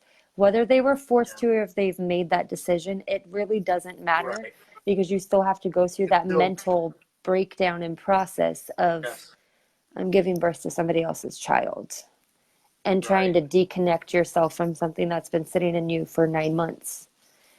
And then I would call mom and dad, and try to say, I'm losing it tonight. Can you please just walk me through this? What do I do? Literally, I was laying there. Right. Do I go to the bathroom? Do I get up Right. and go outside? Do I breathe 5 times? Like, what do I do to calm myself down? Because it was uncontrollable crying. Yeah. And you get on the phone and all you're told is, I don't know what to tell you. He's not yours anymore. Just forget it. It's in your past now and move on. You have a life to live. And Oh my God. I think that was probably the hardest too. Not only that you were trying to Yeah. pick the family for him, which would probably put him Right. in a worse situation than mine. It would have been an IFB family. Exactly, Yeah. 100%, which I did not want. I Yeah. did not want him in. Right. Um, Right. but then even after, you don't even care. Um, it would go as far as recently my sister had a child, and it's their first grandbaby. Yeah. No, it's not, but Nothing. nothing. Sheesh. So it still That's happens, crazy. and I feel like that's where the awareness needs to be brought up, is that some Yeah. of these girls' stories have been in the past, Right. even more recently too, but it's Yeah. still happening to this day. Yeah. So you have to wake up, or you are Yeah. literally just ignoring all the above. Yeah. It's just unreal that, like you said, like it's what the things that have happened to you are unreal. They're terrible, but the fact that they're still happening to people and are going to And at the continue to same happen to level, people. because some of these people do not Yes. know what's going on inside those doors, Exactly. Yes. pastor's And kid or again, not. that's. And that's again, that is us talking about keeping it all in the family or all in the church. Like everything is taking place behind these closed doors, and there's all kinds of atrocities happening, all kinds of you know familial what's what I'm looking for, abandonment happening, and it's for what? Like what are we striving for? What's the purpose? What's the goal? Exactly. And honestly, all I can think of is image, because you're not. There's not. This is not. How does this bring you closer to God? It doesn't. It's your How does this make you a better reputation person? and how you have just Exactly. destroyed their lives, their Yep. livelihood, because this is Yep. their community. This is breaking down Trump from his platform. This is Right. everything. I Yep. mean, It's all of it. I am not giving him an excuse, but I could not imagine being broke down as bad as Jack Scott of being pulled off of his platform, because that was Yeah. you just took the crown That was off of his everything. head. But Yep. I'm not giving him an excuse, but No, we the understand mental that. the mental breakdown that you go through is so in depth I that can't. only therapy Yeah. got me through it. Yeah. No, and again, if you had listened to what you'd been taught for much of your life and what people would like to continue to tell you, you never would have sought therapy. And I don't pretend to know what could or how things could have transpired, but most likely you would have ended up back in the mess you were in the first place, or maybe worse, if you Exactly. hadn't gotten the help that you've been trained to never seek ever, because it's worldly and it's going to make you an atheist or whatever terrible end they think you're going to come to. Let me read a couple comments here. Go downstairs. Um, Ruthie says, that's awful. Still trying to control your emotional abuse by withholding their attention when you needed it the most.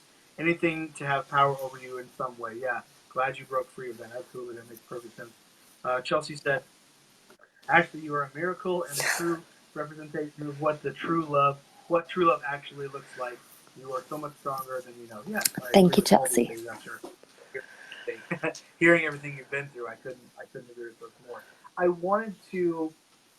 I don't want to be insensitive with this, but I want to make this just a smidgen more relatable, because I haven't had to give up. I haven't had to go through everything that you've had to go through, the adoption, the separation, all of that. I've been lucky in that. And I think there's a lot of people watching here that may see this that haven't. But the principle or the concept I'd like us to kind of, hone in on just for a moment is the fact that while yes, the adoption, that was up to you. Ultimately, you did make that choice, and in your story, and me and you talking previously, you have no problem owning that. That doesn't take away the intensive influence that was put on you to make that 100%. decision. So, and again, that's me and you. No one here is excusing anything No. or trying to get out of anything or say, no, I didn't do it because I did it because of someone else. No, No. we make our own decisions. But the fact is, people get married, people give up children for adoption, people have abortions, and I'm not speaking against any of those things in general. I'm just saying a lot of the decisions that we make when we come out of or we're still in the IFB, yes, we make our own decisions, but they are so heavily influenced by church leadership, by parents, by youth pastors, by elders in the church that, yes, we make our own decisions, but the influence is there, and it can't be denied that there are a lot of people that have put things on us or put ideas into us that heavily influence those decisions. Yes. Yes. No doubt. Our decisions. Go ahead. Just gonna hit that when that's all you know is how to make a yes or no decision. You're always looking to somebody else's approval or somebody else's nod or somebody else's glare. You know your mother's glare when you're sitting up in choir and you're looking at that guy. That glare. You better not make this mistake. But you no longer have that. So you go back to what you think is going to make everybody happy, because I am that empath and I don't exactly. I don't know how to make myself happy. I mean, even now, somebody's like, go take a day and go do whatever you want to do. I don't know what I want to do. I need to go to work. I need to clean the house. I got a shit to do. I've had that where someone will say that. I'm like, well, can you tell me what I should Right? do or what should make me happy? Like, are you fucking retarded? Like, figure it out. You know yourself. Like, no, I don't know. Yeah, I don't. That's a real thing. Yeah, you have to relearn how to do life. Yes. Have to relearn what makes you happy. I mean, you walk out and you're asked, what's your favorite color? I have the color of my school, because that was my uniform. Like, okay, blue and gold. No. I knew it was blue. I didn't remember the other one. Gross.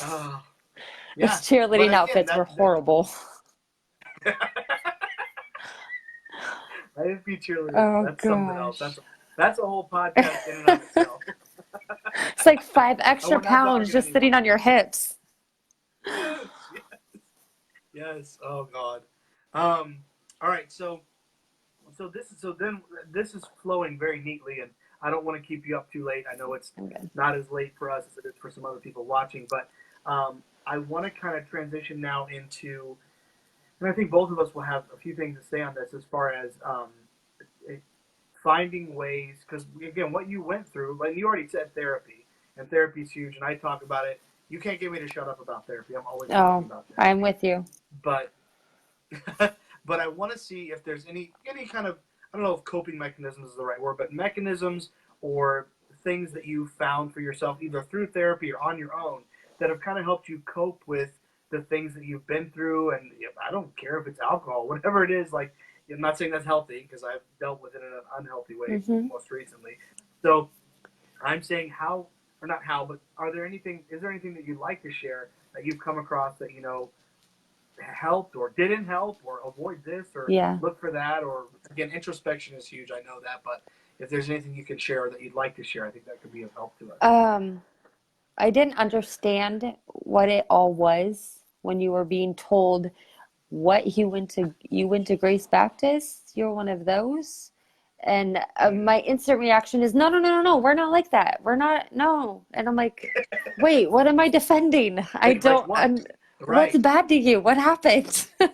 And I'm like, he no longer, I have to, because we were somewhat a part of it. Speaking of Kendall Dufour, we were right across the street. We were neighbors. So when all of this happened, we were all next door. We were sitting with the girls. Like, we didn't really know what was going on. Somebody was sitting with his wife at the time. Like, what? I have no clue what was going on, other than it was bad, and they were all talking about leaving. Why? Okay, middle of the night. I have no clue. And then all of a sudden they're just gone. No, I don't think it was in the middle of the night. But when all of it happened, that was the first discussion that came up. So it was, so if you're running or you're hiding or you're doing something like that, It's not right. Okay, I guess that's just how you Yeah. guys do it around here. Right. So you just went with it. But Yeah. anyways, what were we talking about? Why did you do this to me? Um, Actually, I did it to me, so I don't get to blame you. no. You're good. Luckily, this is why this is all written down. See? My train of thought is fucked. I don't You've have done one. this one I too write many all this shit down. times. Yeah, right. 100%. So no, like finding like again the trauma and everything that you've experienced, everything you've had to deal with has not been easy. Has been a lot of work, mentally and physically. I'm sure. Yeah. Just trying to kind of figure out, kind of pick your brain a little bit. Aside from therapy or through therapy or during therapy, are there some methods or coping mechanisms or anything that you've come across that you can say, not necessarily it's going to work for everyone, but Yeah, it'll kind of yeah. spur us on to think about what might work for us. What are some things you found that have helped you cope with or work through all of this? When I was going through all of this at the time, I was the complete wreck. I was the let's start drinking. I instantly started smoking. Um, Yeah. and I was at every party. I was probably the drunkest at every party. Right. You So you you just earned swung your the pendulum as hard as you nicknames. could. Oh yes, I went balls to the wall. Yeah. There was no stopping. What Yep. literally what else do you have to Life. lose?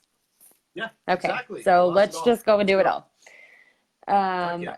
Then I was in a bad relationship, and then I moved to Washington. Um, Okay. and I kind of started to shape up my act, actually got a legit job, got a car. We were starting to move places, got back into the IFB for a minute, and then I instantly left. Like, that was a cute story. And then I did my own thing. I learned get down. I still got chicken on the counter. And then you learn how to live life. Like you actually have to legit step away from it to understand how to do Yes. it. You cannot have them in the back of your head. You cannot have them preaching at you that you did this wrong or you did this wrong. I mean, that's all you're used to.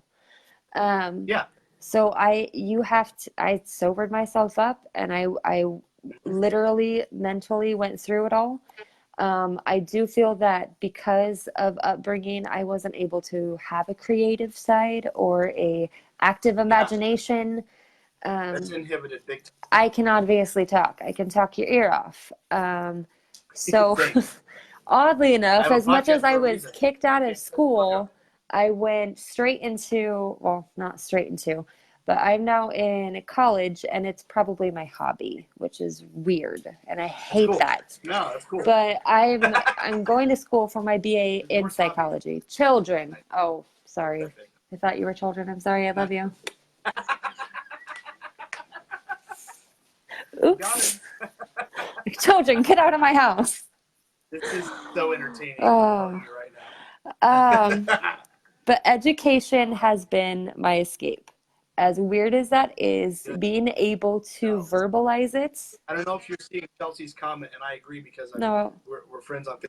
Well, she's saying this is literally my life. It is. Yes. You and Chelsea, you guys are doing the same thing, and I fucking love it. That's You're great. learning to grow up as an adult, which is weird, but it's actually fun. I don't know why. But it's fun and it's so important. It is. You know, and I you're feel not like I'm skipping. learning It's about, easy to skip. I don't know. It's Yeah. And because psychology is so interesting, because of the background that I have, it has created like this wormhole that I am in love with at the Yes. moment that I can step into and describe everything that I went through and understand Yes. why I do the things that I do because of the things that I was taught. Oh, okay. I guess this is Yeah. probably why, and this is probably how I should change it to not Yes. find that trigger again. And you learn you learn yourself. You learn yourself all over again. So, Yes. So if I may be so bold, I think I would assume that finding something that there's a guy I follow named Gary Vaynerchuk, and he's heavy on the hustle and working really hard, but he also talks about escapism and finding something not to, you got to take responsibility. You've got day to day. exactly. You got to pay the IRS every year, like whatever it is, but like finding that thing that helps you find more of yourself, whether that's Yes. school or whether it's some kind of amusement, whether it's sports or whatever it is, finding something that gets you more in tune with yourself, I think sounds like that's one of the most powerful tools. 100%. For once you're out and you're like, man, how do I do life? Figure out Stuart first, figure out Ashley first, figure out Chelsea first, figure out whoever first, figure yourself out, find a way to figure yourself out. You still got to have a job, you got kids, whatever you got going on, but figure yourself out. And if that can also be a part of continuing your education or making a living, whatever it is, that is very helpful. I think that's what I'm gleaning from what you're saying. I like that a lot. Yes. Yeah. And it makes sense to me because I don't have time now. I've got myself way too slammed with all the work that I do, but like there have definitely been moments where I don't have the time. I could probably make the time to go back to school. I really do want to. It's hard. Don't get me wrong. Don't get me wrong. It's hard.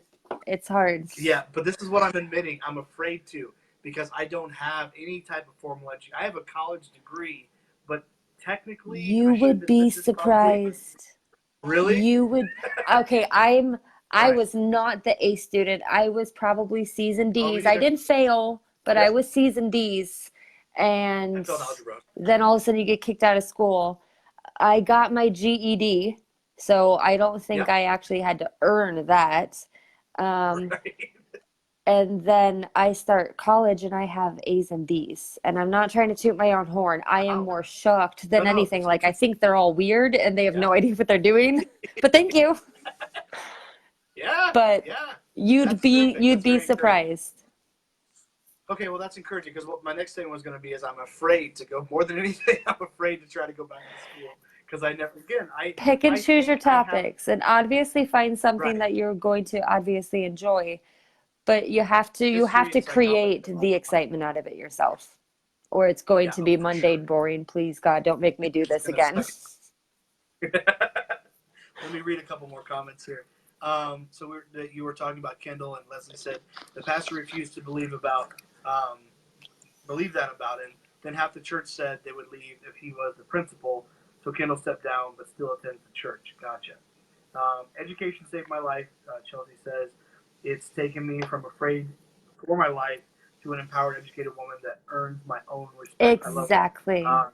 Okay, I have to pinpoint on that, Chelsea. That is so true, because as much as my motivation was to understand everything better, at least for me, myself, and I, let alone if I can't help somebody later, yay. Just give me a minute. Let me get my degree first. But I'm doing it to prove everybody wrong. I am not your preacher. I'm not your preacher's wife. I didn't graduate high school. I got my GED. I'm now going into college. I'm not your doctor. I'm not your lawyer. I'm not your prized position that you want me in. But I did this, and you can't take that away from me. Literally, the rest of the world gave this to me. You, as whatever it was, does not get to take that away. Mm-hmm. So I think that's where the pride comes in and the excitement to go back into it. Don't tell me no. I love it. And again, these are things. It's interesting to talk about these things because these are things that for much of our childhood and young adulthood, we were taught that being proud of yourself for any accomplishment whatsoever, unless it's bringing a shitload of people to church, or having any kind of self-love, or just again just happy with who you are. These things are not okay. No. And so you have to retrain yourself to understand, like, this is my big thing, and it always will be, no matter what, heaven or hell, God or the devil, and all of that aside, this is your shot. This is all you've got. And I'm not saying there's not heaven or not hell or any of those things. I'm just saying, like, this life, this moment right now, all that I can say, I can put my hands on. This is all I've got. And if there's another life after, if there's reincarnation, if I'm a dog next, if I'm an ant and someone squishes me, whatever, that may be the case, or it may not be. But all I know for sure is I have right here and right now. And so I think there's so much power in making the most of right here and right now for yourself. I don't think you can put a price on it. And it's incredibly empowering. And that's something else that have to learn to not really get over, but learn to live with that was in your past. and Yeah. knowing that today is today, so I have to do what I need to Yes. do today, not for tomorrow Yeah. or 5 years down the road. You work Yep. towards those. But Yep. like you, I think you were mentioning with Sarah, is that you are taught that you need to do all of these good things to get said treat in church. But at the same Right. time, you told us that we don't need to work to get into. So It's I'm really it, confused. Everything was such a backward way of it's twisting all double. everything. Don't get me wrong. If Yeah. you're a believer, you're a believer. I'm sorry, I don't want to step on Sure. any I toes. respect that. But No, it's fine. I, what are you supposed to do?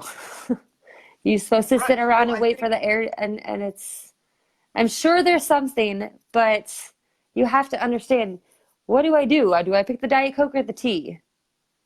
right. Right. And again, I don't have this. I don't, when it comes to deities and spirituality and all that, I don't have, I'm wishy-washy as fuck. Like, I don't have this real solid belief anymore because guess what? Exactly. I had a super solid belief for most of my life and it didn't do shit for me. And I It actually really wanted did. those emotions that we walked through to Yeah. actually be meaningful. But then when you actually Yes. get home at night, why did I just cry for 20 minutes to the youth Yeah. pastor's wife and tell her everything that really meant absolutely Yeah. nothing to her? Yes. Okay. Yes. Anyways, we're going to go on and Yeah. pretend I didn't say all of that. Right. Yeah. Well, yeah. So what was the point, really? Exactly. But you get everybody so There wasn't one. emotional. You get all these people in Yep. this room wrapped up in what you're Yep. about to say because it's the best statement of the night. No, It's thank fucking you. stupid. In Sorry. camp, all of it. Fucking. No, it's fine. No, there's no sorries. It's all, it all makes sense. And like I was saying, like, I don't have this firm belief on any kind of a deity, but I don't disrespect anyone who does. But again, I that And if it that helps your deity is if it helps your world go round, I am all for it because it makes you happy and it's gotten you to the place that you're at. yes, But what works for you yes, is not going to work for me. or everyone else on the planet. Exactly. Yeah, and Which I've said this makes before you on the then podcast. question every other religion out there because they all think they're the one. Are we really going to get into this Right, right, topic? Move on. right. Yeah, no, that's a whole nother thing.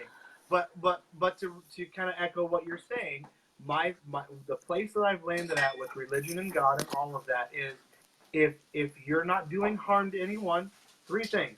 If you're not doing harm to anyone Hmm. with your religion, if it is not something that you have to push on someone else, and if it makes you happy, why the fuck would I have a problem with it? I don't, and it's not a violent thing. It's just a, like, this is emphatically how I feel. Like, Exactly. if those three things exist for you and your religion, man, do it. That's great. I'm happy for you. I'm legitimately, that's not sarcasm. I'm happy for you. But if you got to push it down my throat, if it means you have to hate someone else, Exactly. if it's making you miserable, why are you doing it, And man? that's Like, what I it's not hated to good see for on you. everybody. There was such a stress level above everybody's heads, Don't, whether you were the lowest yes. at the totem pole or the top, because Mhm. everybody Didn't had their matter. level of Yep. obnoxiousness in that Responsibility. church or drama Yeah. that was going on because you were wrapped up Yes. in everybody's. Mm-hmm. There's too much of that going on. I mean, you look at our lives now when we're obnoxiously stressed. I Yeah. could not imagine Yeah. adding church on top of that right At now. that level, No, no wonder our no. parents were the way they were. I get it. I completely Yeah. Well, understand. my dad. I'm sure you got to be familiar with Bob Gray, and I don't know if you're familiar with his soul winning convention you have every year out in Texas. I think But so, yeah. my dad would go there every year, and that poor guy, my dad would come back stressed as shit because I'm not constantly witnessing. Because Bob Gray was Oh, probably still is yeah. super big on soul winning. Oh, yeah. And so, like, when my dad would come back, he would be so stressed because everyone's going to hell, and I have to save all the people. And it's like, man, like, and I didn't have the wherewithal to think about this then, but looking back, I'm like, you were stressed out. There was nothing good about that. You drove, what, 10, 14 hours Hmm. to this dumbass convention, and, Got screamed at, bought and some now swag it's all and your came back fault. stressed. Yeah, exactly. Exactly. What But was the then that's point? how the cycle goes round because then he puts that all on Yeah, top of the rest of his church. And then right, it does right. sound like he's just yelling. He's just venting. Just leave the poor man alone. That's all he's doing. Right, I mean, heck, his poor wife at right. home is It's all telling him to bottled up chill in him him. down. Yes. I just want to keep reading. Chelsea says, I fucking did it, and I'm proud of myself. and I need to remember how far I've come Yes. when I get down on myself. Yes, 100%. Yes, and she says, I love our generation. And Aaron Lanning is back. Good to see you, Aaron. All right, well, I don't want to keep you too late or our viewers. This has been a great conversation. I'm not trying to cut it off this moment, especially because someone just joined. Thanks for hopping in, Melissa. Good to see you. But I do want to find out at this point if there's anything we've skipped over, if there's anything that you want to, not necessarily closing this moment, because my closing always takes 2 years or so. But, like, if you have anything that we've kind of skipped over or missed or something you wanted to speak to that we haven't talked about yet, no pressure, but if there's something that we missed or you want to address, I definitely don't want to leave anything off. I want to give a true definition of what depression looks like, because Yes, I please. don't think people really understand. They just think that it's a really bad day and then it looks like it's nothing. So sorry to my son, but I'm using you as an example. Not to tell everybody his go, with story. those illustrations in your sermon with your kids. I am my father's daughter. Leave me alone. Which is why we talk so well. But my stepson, he's been living here for 2 years in February. There was a horrible incident that happened that made him end up staying with us. Long story short, it's turned out great. But needless to say, this all happened on his 16th birthday, and it was detrimental. It was really bad. So we went through a whole stage of court and drama and grandparents and mom and everything. And it was so confusing to a 16-year-old boy who's still innocent. I mean, in his own sense, he's not completely screwed up.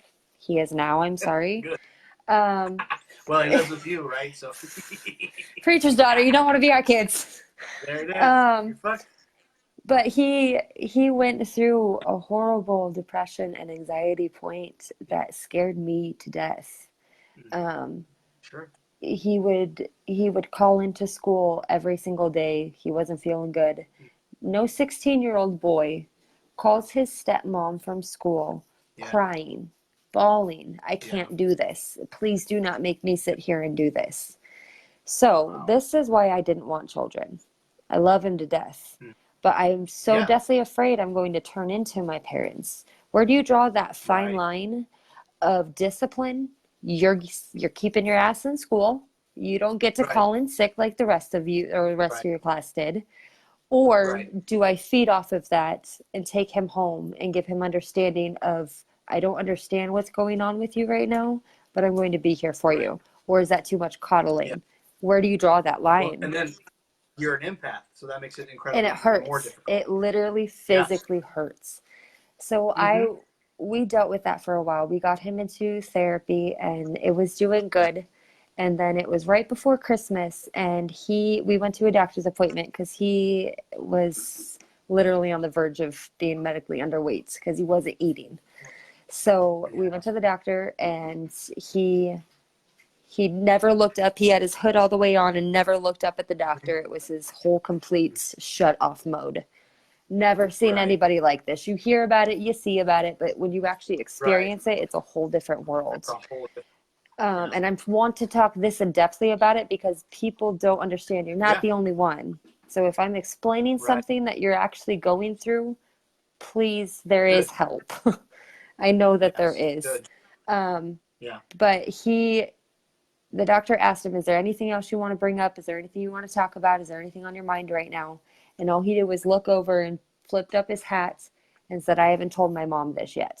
And I'm like, shit, what the hell is about to happen right now? Here we go. And he pulls up his sleeve and he has cuts from his wrist all the way to his elbow. And I'm not married to his dad at this time, so I'm still just girlfriendish. And I completely lost it. It was, we went home and I'm like, what do I do? Do I go and find every knife in his room? He's a 6-year-old kid. How do I take a pocket knife away from a kid? Like, you're not, what? And it put me in a frame of mind, let alone him in a frame of mind. So we actually started to talk through it. He would talk with me. Good. I would talk with him. I would tell him my emotions behind all of it. So he Sure. understood exactly where I'm coming from. So I don't sound like I'm talking at him. I want him to confide and know that I get it. I like to Yes. explain it like it's one big hole. It's a dark hole that is at the end of the tunnel that you don't know where it's going to be at. It's just going to be there. And when you see it coming at you, that is when you need to look for help. Those are your warning signs. Those are your triggers. Those are what you have to look out for, not when you're already stuck in bed Right. crying out for something or somebody and there's nothing there. Right. Um, Right. so to go, I mean, even for domestic violence, you need to be able to reach out and understand what you're actually seeing and what is actually being done. Yes. I would have never thought to say I was brainwashed, never in a million years. Right. And then all of a sudden, when Right. it comes out and somebody actually hears your story, you're like, that's me? Right. Thanks. Now I look like the weirdo. But really, then when you've gone through your hole, and that hole will come back, it won't come back as strong, but you have to be able to see your signs, and you need to know that when it's coming on, like when I saw him, I knew how to be able to help him because I've seen that hole. Never been in your shoes, but I've seen your hole, and I know how big it is because I see the look on your face. You're pale, you are giving me the deer in the headlight look. I know what hole you're looking at. But other people around you need to be able to see that too. So if anybody else in here sees that massive hole coming at somebody, it's not just, hey, how are you? You're literally, are you okay? Is there something going on? The quiet ones, those are the ones you have to worry about. There's either something going on or they have a secret. Right. You can't just ignore the quiet ones because they're not social towards you. There's probably something more going on. Right. Especially if it's in your own home or your own home. They and even right. I mean, heck, if you were going to go back to examples to Robin Williams, he was the happiest guy in the world. Oh, yeah. He brought all the attention towards him. I mean, even for my dad, there was so much aggression, there was so much loudness that you were hiding everything else behind it. What's really going on behind all of that? What's legit the reasoning for your anger? Or what's putting you in this frame of mind? You have to be able to look out for it. I like the description that you're giving as far as giving it a visual, because that's something that depression and that kind of mindset is really hard to describe. It's very hard to describe. In words and in figures of speech or figures themselves. Like, what does that look like? How does it sound? How does it seem? Someone who's going through it, what did they see? What's in their mind's eye? But I like that imagery of there's this big hole that's coming up, and it's not. I can't speak to it entirely, but I can. I've been through some shit for sure. So like, it's not something that all of a sudden one day it just happens. It seems to be more of a gradual thing, and if you within yourself are able to see that, which you are, before you get to that end of the road kind of point, you can get help. You can figure it out. And it's not. I want to be careful when saying that because I don't want to put undue or additional pressure on someone who maybe now is in that place. We're not trying to do that. We're just saying like, there's me, there's you, there's Blind Eye Movement. There's a lot of resources to help you, even if you feel like there's no one that wants to help you. There is someone. There is someone. Yeah. So, and this isn't to be I want to also tack this on. I think this is very important, especially because the audience that we're talking to, and I don't mean to be unkind towards anyone's beliefs, but sometimes you really need a tangible, real person to talk to about this. Oh, 100%. I'm not saying there's not a God. I'm not saying that he can't help you.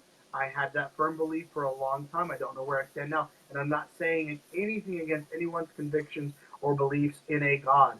But there are times when that's just not going to cut it. When praying and reading your Bible is just not going to be the one and only thing that's going to pull you through. You need to talk to a friend, a family member, a professional, a therapist, a psychiatrist. You need to not worry. It's so easy to get caught up in, well, I'm ashamed, or well this, or well that. None of that. Like, let all that go. Stop worrying about that and realize that there are people that want to help you, that are not going to judge you. And if you're coming from a background like me and Ashley are coming from, there's a good chance you've got that reasoning going on in your head that's been going around for years and years. That you can't speak your mind. You can't show weakness. You need to push it down. You need to man up and push through. And you've got to let that go. Even if it's for a half hour, to let it out to someone. Let that go and get the help that you need. It's a whole different view of anger management because we'd all go insane. Mm-hmm. Exactly. Let's see, what else? Chelsea said, it's hard when I feel bad when they have consequences, yes, for their actions because I forgive them, but we've just been through so much. Exactly. And then we're articulating, thank you. It is difficult. Anyways, I appreciate you bringing that up. I didn't anticipate that we were going to talk about that, but I'm glad that we had that conversation. You were very vulnerable with sharing that information. So, excuse me. So thank you for that. Was there something else? I don't want to keep you from sharing anything else. Share. Not unless you got anything else for me. We're to the end. We awesome. finished. We reached the end point of everything I wrote down. So thank you so much for, again, being vulnerable, sharing your story, allowing us to kind of come along with you on this journey of everything that you've been through. What an incredible story. And again, what an incredible person you are for not just getting through it, but now wanting to help others as well. Thank you. Thank you. So thank you so much. Yeah. So thank you. All right. Well, thanks again for coming on. I'm not going to let this last much longer. Once I let you go, I know my closings take forever, but I have stuff to do now. I got to go get to it. So and life thank you begins. so much for taking. Right? Yes. Thank you so much for taking the time. I know I've said it to the others that were on it today as well, but I do mean it just as genuinely for you. We're very grateful for you taking the time, for you putting forth the effort and taking time out of your day, especially this late in the day, to make time for Not Your Mother's podcast and to share all this with us. So thank you very much. Thank you. Have a good night. You got it. All right, you too. Thank you. We'll say bye, and then I'll say bye to everyone else. Thank you guys so much for tuning in. It's late, and I know my closings are famous for taking forever, but tonight it's not going to. How long have we been going? I don't think I can even see on here. Now I look like the not so millennial person that can't figure out computers. Anyways, I know it's been a long time. Somehow I haven't gotten the warning from Facebook yet that we're approaching the 5-minute mark of not being able to continue any longer. But I'm so grateful, as I always say, for each and every one of you that have taken the time out of your day to tune in and watch this. Whether you're watching live with us now, whether you watch or listen to this later on, we are eternally grateful that you took the time. We've covered a lot of ground tonight. Everything from, I can't even think of everything we've talked about, but it's been a lot. So thank you to each and every one of you that took a few minutes, 3 hours, 16 minutes. All right, Ruthie, thank you very much for keeping us abreast of that. So yeah, so going on, 3.5 hours almost. But again, thank you guys so much for tuning in. I see you guys are dropping off. You're getting out of here. I don't blame you. Thanks for tuning in. Thanks for taking the time. Thank you so much, all of you, for your support for Not Your Mother's podcast. I know we're not out here asking for money. I did a little fundraiser, and you guys helped me buy this computer, so thank you for that. But I'm grateful for your support, each and every one of you. It means a lot. That's all I got. If you guys got questions or comments you want to drop in, Ruthie's laughing at me. If you guys got questions or comments you want to drop in, feel free to do it now in the next 30 seconds, because otherwise I'm going to get out of here. I got work that I got to get done before Monday comes tomorrow. But again, just super grateful. Let's see. I was going to try to introduce a new pop vinyl every time. I don't think I have. I don't think I have a new one for you guys, but I do have, or bobbleheads. I do have this. I wanted to show you. I got this from Box Lunch for those 16 of you that are still here. I don't know if anyone recognizes. Let's ask. Does anyone recognize this? Can you tell me what this is or who drew it? Don't worry about it, Shannon. This will be live. This live episode will still be up. It'll post to this Facebook page. It'll stay up. Does anyone recognize this building, or can you tell me who sketched this? This little quiz there. I feel like someone of the, how many of us are still in here? 16. I feel like someone's gonna know what that is. But no, Shannon, no worries. This will post. You're welcome. You're welcome, Jessica. I'm happy to do it. This will post here on the Facebook page and live here, and hopefully I'll be able to get it up on some other places as well. It is Pam's artwork, Jessica. You are the winner. Ding, ding, ding. You win the recognition of being the winner. But yes, that is from The Office. I got that from Box Lunch. I was hoping it would be a lot bigger, but it was only like 10 or 15 bucks, so I figured it couldn't be that big. But anyways, yes, that's Pam's artwork of The Office, which I may just go watch right now. So thanks again, guys. Thank you so much for your support, for your continued love for the podcast. And feel free to shoot us a message here. Shoot me a message here personally if there's something we brought up that you feel was inaccurate or misrepresented, or if you just have a question or just want to drop us a comment. We're grateful for all that. So thank you guys so much. Hope you guys have a great night. For those of you on the East Coast, my God, you guys are badasses. Can't believe you stuck with us through all this. But thank you so much. And we will see you guys next time. Oh, let me say this. Now that everyone's leaving, we are going to be live again tomorrow. I will announce in the morning exactly what time. I'm hoping that my guest tomorrow, Josh, has gone to bed already, because he's on the East Coast as well, but or in that time zone. But we are going to go live again tomorrow. We're going to be talking about the Bible. Josh has done some intensive research beyond what we all learned in the IFB or in whatever Baptist or religion you come from. He's done some intensive research, done a lot of reading, and has some really great perspectives on the Bible that I think are going to help us all a lot. And of course, we're going to talk about the usual, Hyles Anderson, Southern Gospel, all that fun stuff that me and Josh like to talk about. So tune in for that. I will give you a time. Sometime, hopefully, tomorrow morning, I'll be able to give you guys a time for tune in, but it'll be late afternoon, early evening, similar to this. Maybe a little bit earlier, but similar timing to this tomorrow. We'll have another live episode. So I hope you guys have enjoyed all the live episodes. I'm sure you'll enjoy tomorrow's episode. Can't wait for it. And it is already tomorrow for you, Ruthie. Yes. Sorry. So later, if you're on the East Coast, later on today, we will have another live episode. Thanks again, guys. Love you all so much. And